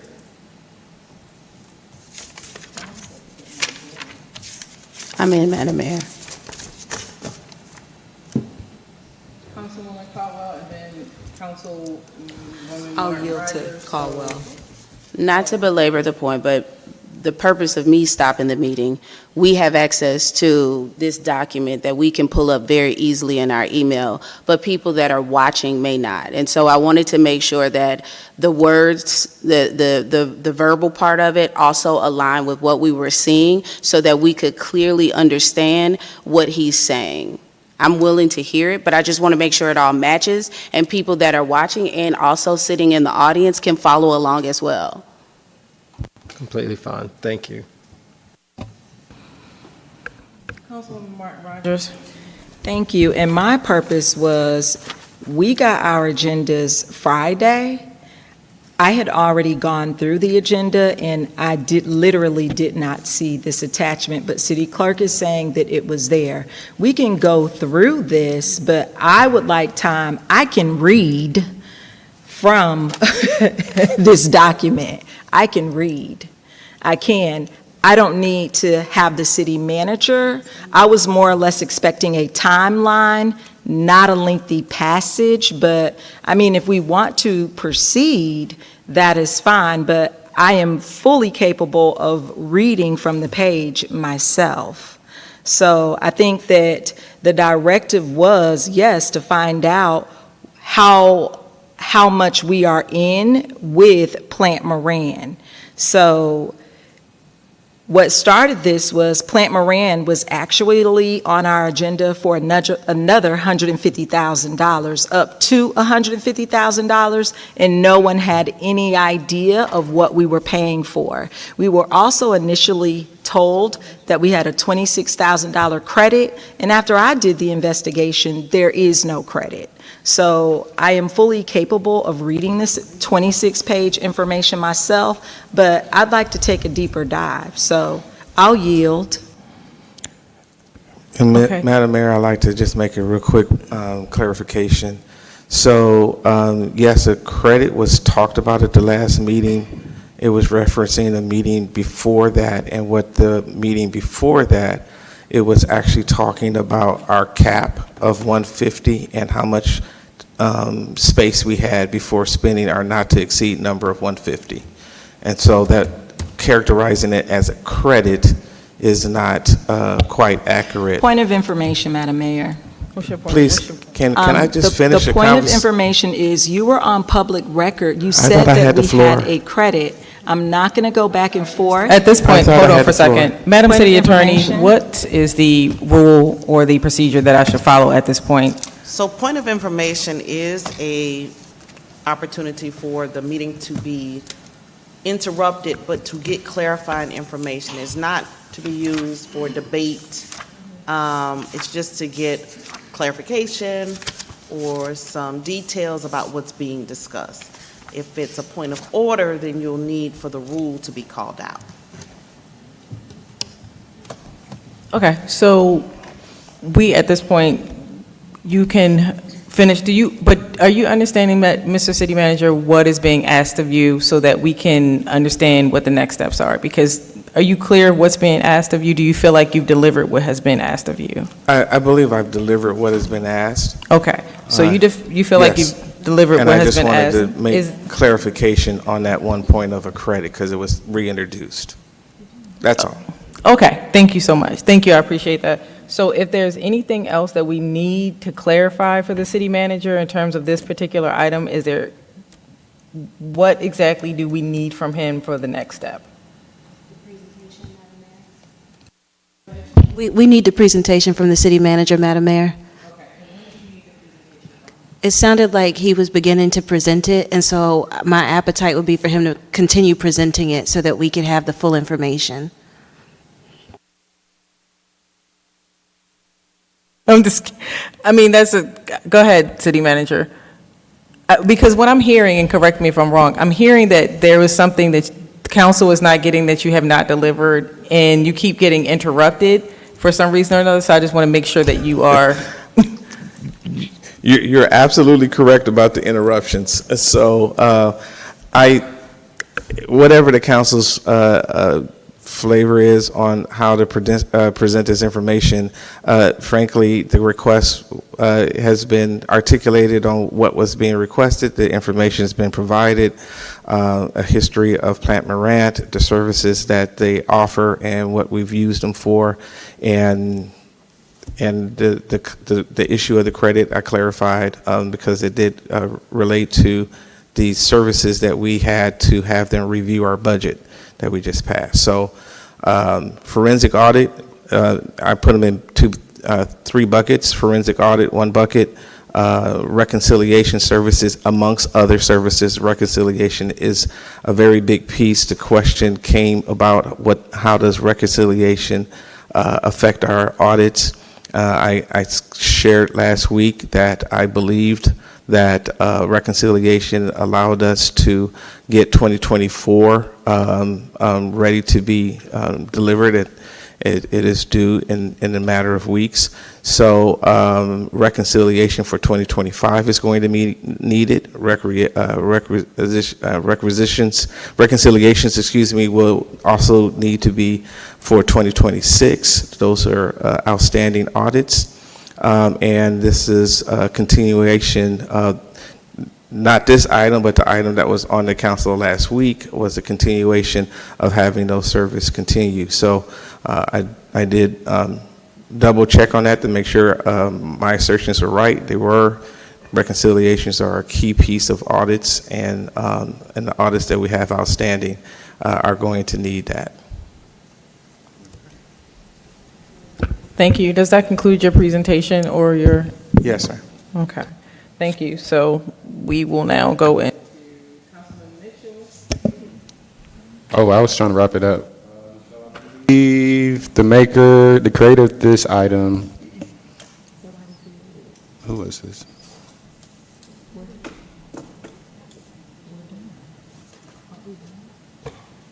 Councilwoman Rogers, this is your item? No. Oh, I'm sorry. We're finished. Okay, we're done. Thank you. All right. And for the item 15, council discussion and possible action on the East Point Board Commission of Aging, we moved that to August. And then, Okay.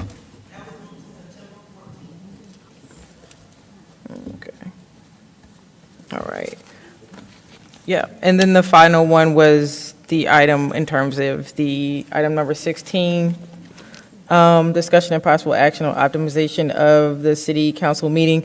And so because I did not provide a write-up for that until I think earlier this afternoon, I will now move that to the first work session in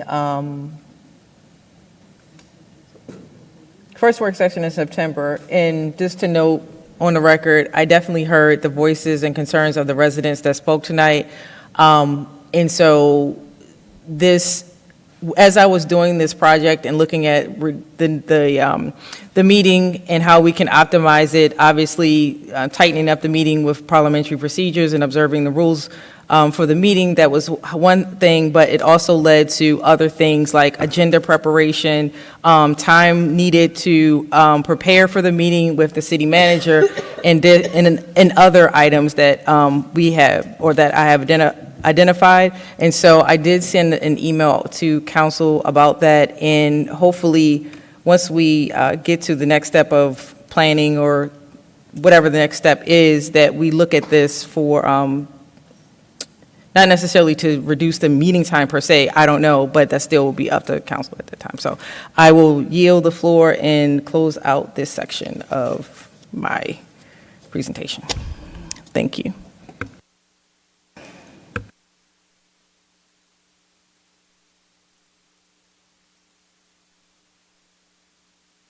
Madam Mayor, I had the item for the MARTA firing range lease.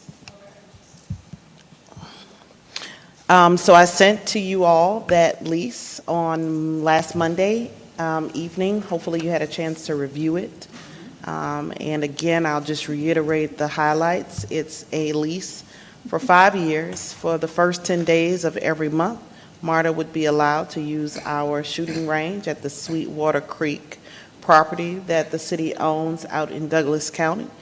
The rent would be $3,000 a month. Second. I can't make a motion. I'll make the motion. Madam Mayor, Oh, you got it. I make a motion that we approve, this is an agreement that they have currently. Second. Yes, but we need to memorialize. So, yeah, so I'm going to say all the stuff. Okay, so, Madam Mayor, I'd like to make a motion that we approve Marta's Police Department for the use of our shooting range that's located in Sweetwater Creek at a rate of $3,000 a month for the first 10 days in each month. For a term of 5 years. Second. There we go. And it's been second. Do we have discussion? No. No more discussion? Aye. All those opposed? The motion passes.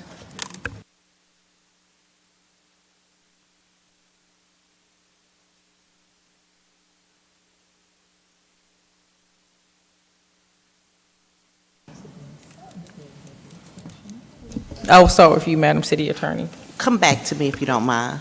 I need to count them up. It's going to be a long.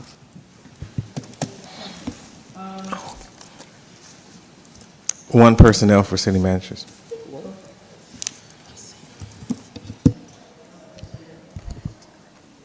One personnel for me as well.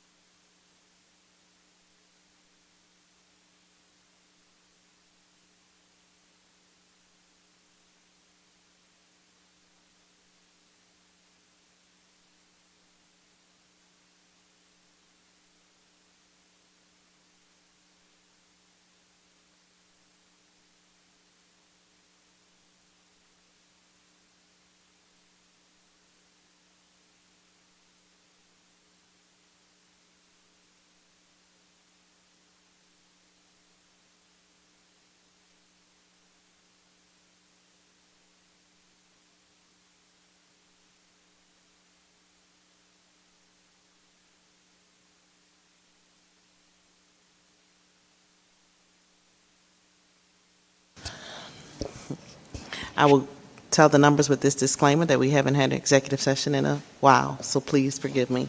I have 5 personnel, 1 real estate, and 12 litigation. Madam Mayor, I'd like to make a motion that we adjourn into executive session for 9 personnel, 1 real estate, and 12 litigation. 2 real estate, 2 real estate. Correction, I'd like to make an amendment to that. So adjourn into executive session for 9 personnel, 2 real estate, and 12 litigation. Second. Aye. Knows about it. She copied you on it, sent an email to In an employee matter, have a second? Did we get an aye? There wasn't a motion. Oh, so moved, sorry. Second. Sorry. Okay, all those in favor? Aye. All those opposed? The motion passes. Motion to proceed as discussed in executive session regarding the summary minutes in compliance with state law. So moved. Second. It's been moved and seconded. All those in favor? Aye. All those opposed? The motion carries. Motion to proceed as discussed in executive session regarding the report on executive level vacancies. So moved. Second. Okay. Do we have okay, all those in favor? Aye. All those opposed? The motion passes. Motion to proceed as discussed in executive session regarding the Willie Patton case. So moved. Second. It's been moved and seconded. All those in favor? Aye. All those opposed? The motion passes. Motion to proceed as discussed in executive session regarding the Anna Thurman case. So moved. Thank you. It's been moved and seconded. All those in favor? Aye. All those opposed? The motion passes. Motion to proceed as discussed in executive session regarding the Sherman Moore case. It's been moved. All those in favor? Aye. All those opposed? The motion passes. Motion to proceed as discussed in executive session regarding the DELO vehicle repair estimate. So moved. It's been moved and seconded. All those in favor? Aye. All those opposed? The motion passes. Motion to proceed is discussed in executive session regarding the correction action for direct report. Second. It's been moved and seconded. All those in favor? All those opposed? Motion to approve the executive session minutes. So moved. It's been moved and seconded. All those in favor? All those opposed? Motion to adjourn. I'm sorry. Is there a motion? All those in favor? All those opposed? The motion passes. We are adjourned. Good night, East Point.